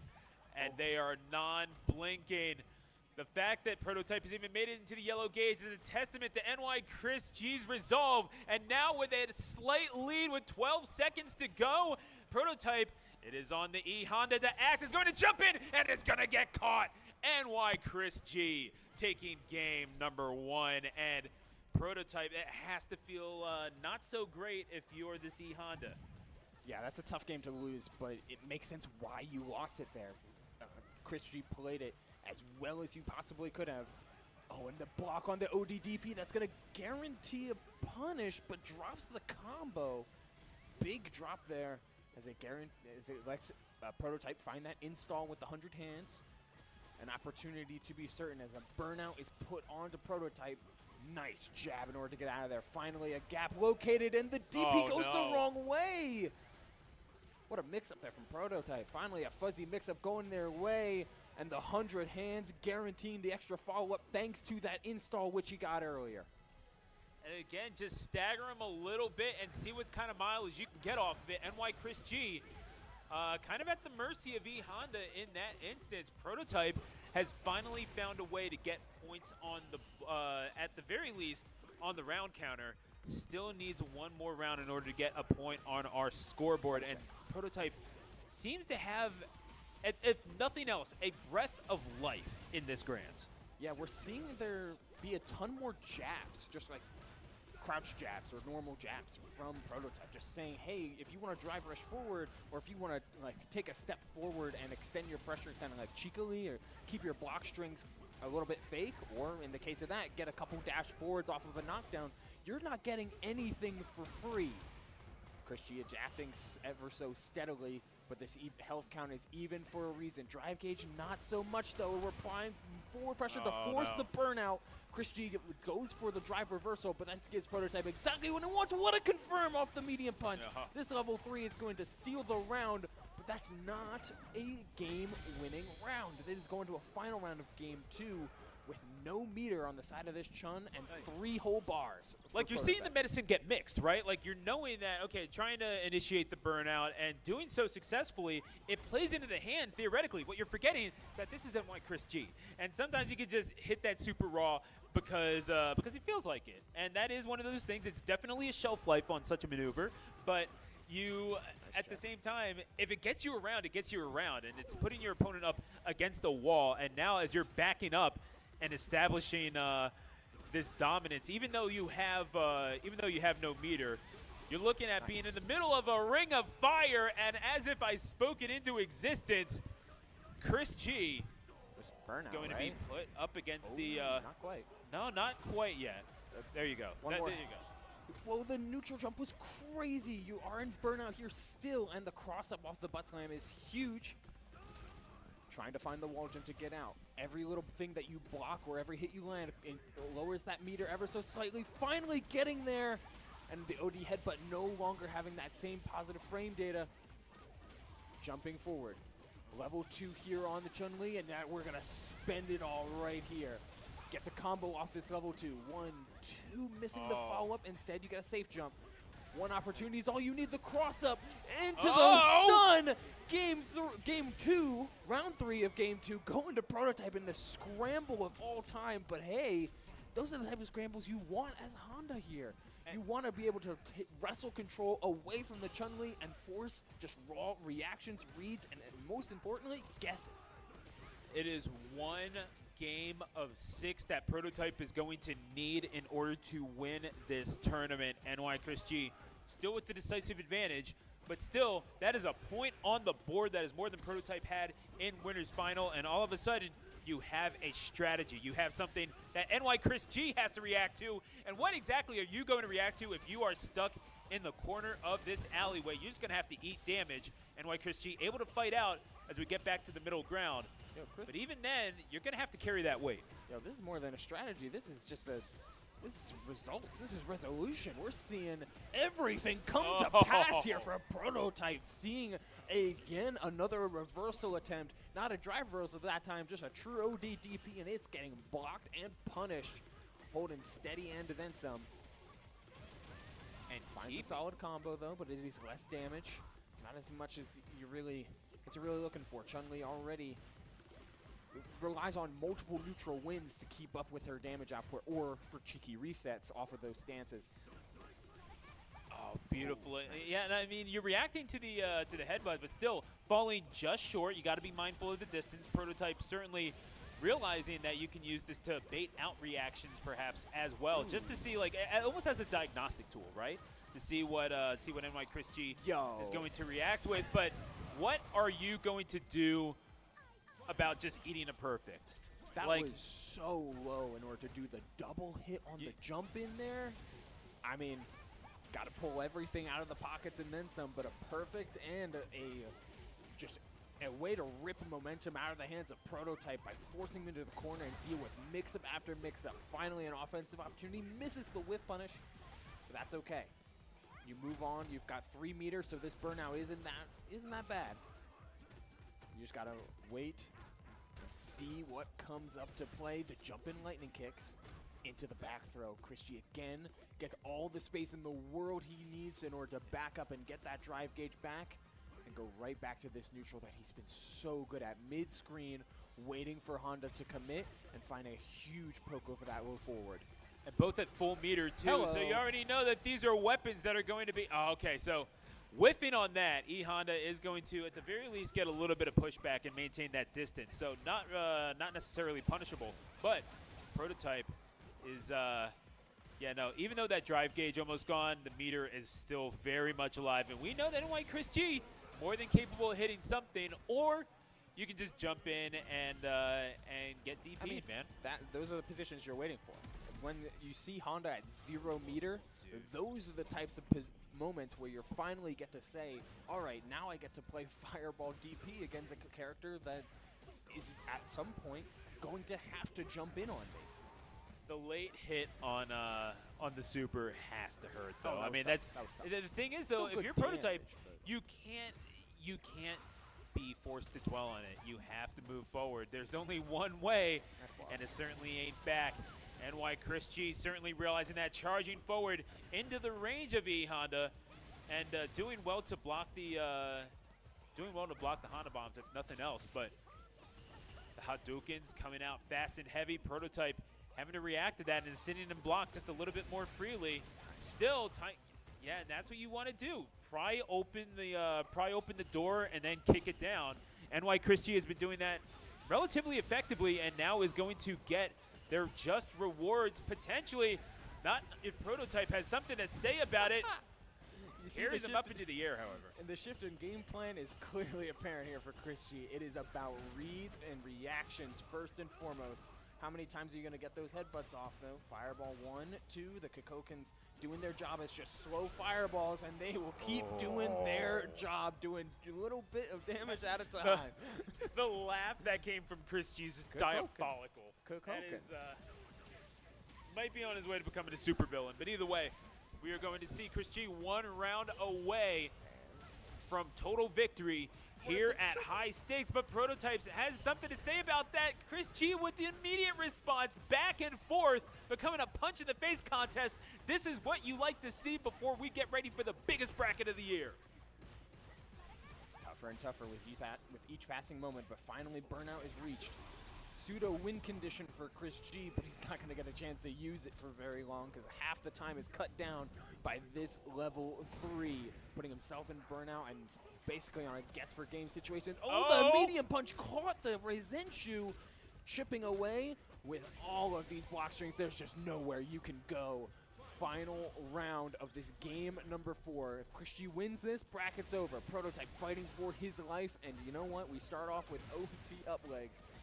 Was it but a parting shot, or perhaps a spark of hope? Prototype, however, getting pushed into the corner, and this is where Chris G is going to shine. You ain't got nowhere to run. You're trapped in here with me, buddy. Is in Burnout, but is going to use all of that with the super, and that could very well be it. You're gone. NY Chris G is going to take home high stakes. You walk up to the high stakes table, and you are walking away with all the chips in the heads up. New York represent. NY Chris G. Played it fantastic. The quick adaptation in between games 2 and, or honestly, between rounds 1 and 2 in game number 3 to focus heavily more on reversals, to know that there was a lot more forward pressing and like offensive style of defense, like jabbing out of as a reversal, jabbing out of pressure from Prototype to try and extend openings or create to stop the extended openings that to come from Chris G. To know that that was coming around and focus on instead, hey, well, let me just play a little bit back, use my longer range buttons, or just focus entirely on reversals with ODDPs and supers and just proper spacing and the like. Still, absolutely shout-outs to Prototype, though. An excellent second-place run. Round of applause, if you could, please. No, Prototype, there's nothing to be ashamed of on that one. And, again, you're talking about an E-Honda that can catch people out in bracket. It's this is that one. And not only that, being able to go home and sleep in your own bed before the biggest tournament of the year. Actually massive. That's an unspoken advantage that perhaps could be no a time factor. zone difference, no anything. You just get to flow. Folks, there's a big difference when it comes to the Salty Suite. Thank you to the producer, Marissa. Shout out to Marissa. Everyone say thank you, Marissa, in chat. All in the Salty Suite, all in hosting this thing at Area 15. That's where we are right now, folks. If you like the background, if you like the vibes of what you see, come out here, folks. We're going to be here tomorrow night. Fatal Fury, Salty Suite matches coming through, and the Clash of Coast 5v5, Tekken 8 action, goodness all night. Folks, we know that we're talking about the main course of EVO. How about a little midnight snack? Come through to the Salty Suite, hosted by All In. Shout-outs to the Las Vegas FGC in partnership with Tampa Never Sleeps, right here on twitch.tv/TampaNeverSleeps. It's not like anybody here is sleeping anyway. Oh, you kidding me? The energy's too high. No, I am juiced after this, man. I'm going to have to run to the Chipotle right now. I don't even know if they're open here right now, but we're going to find out.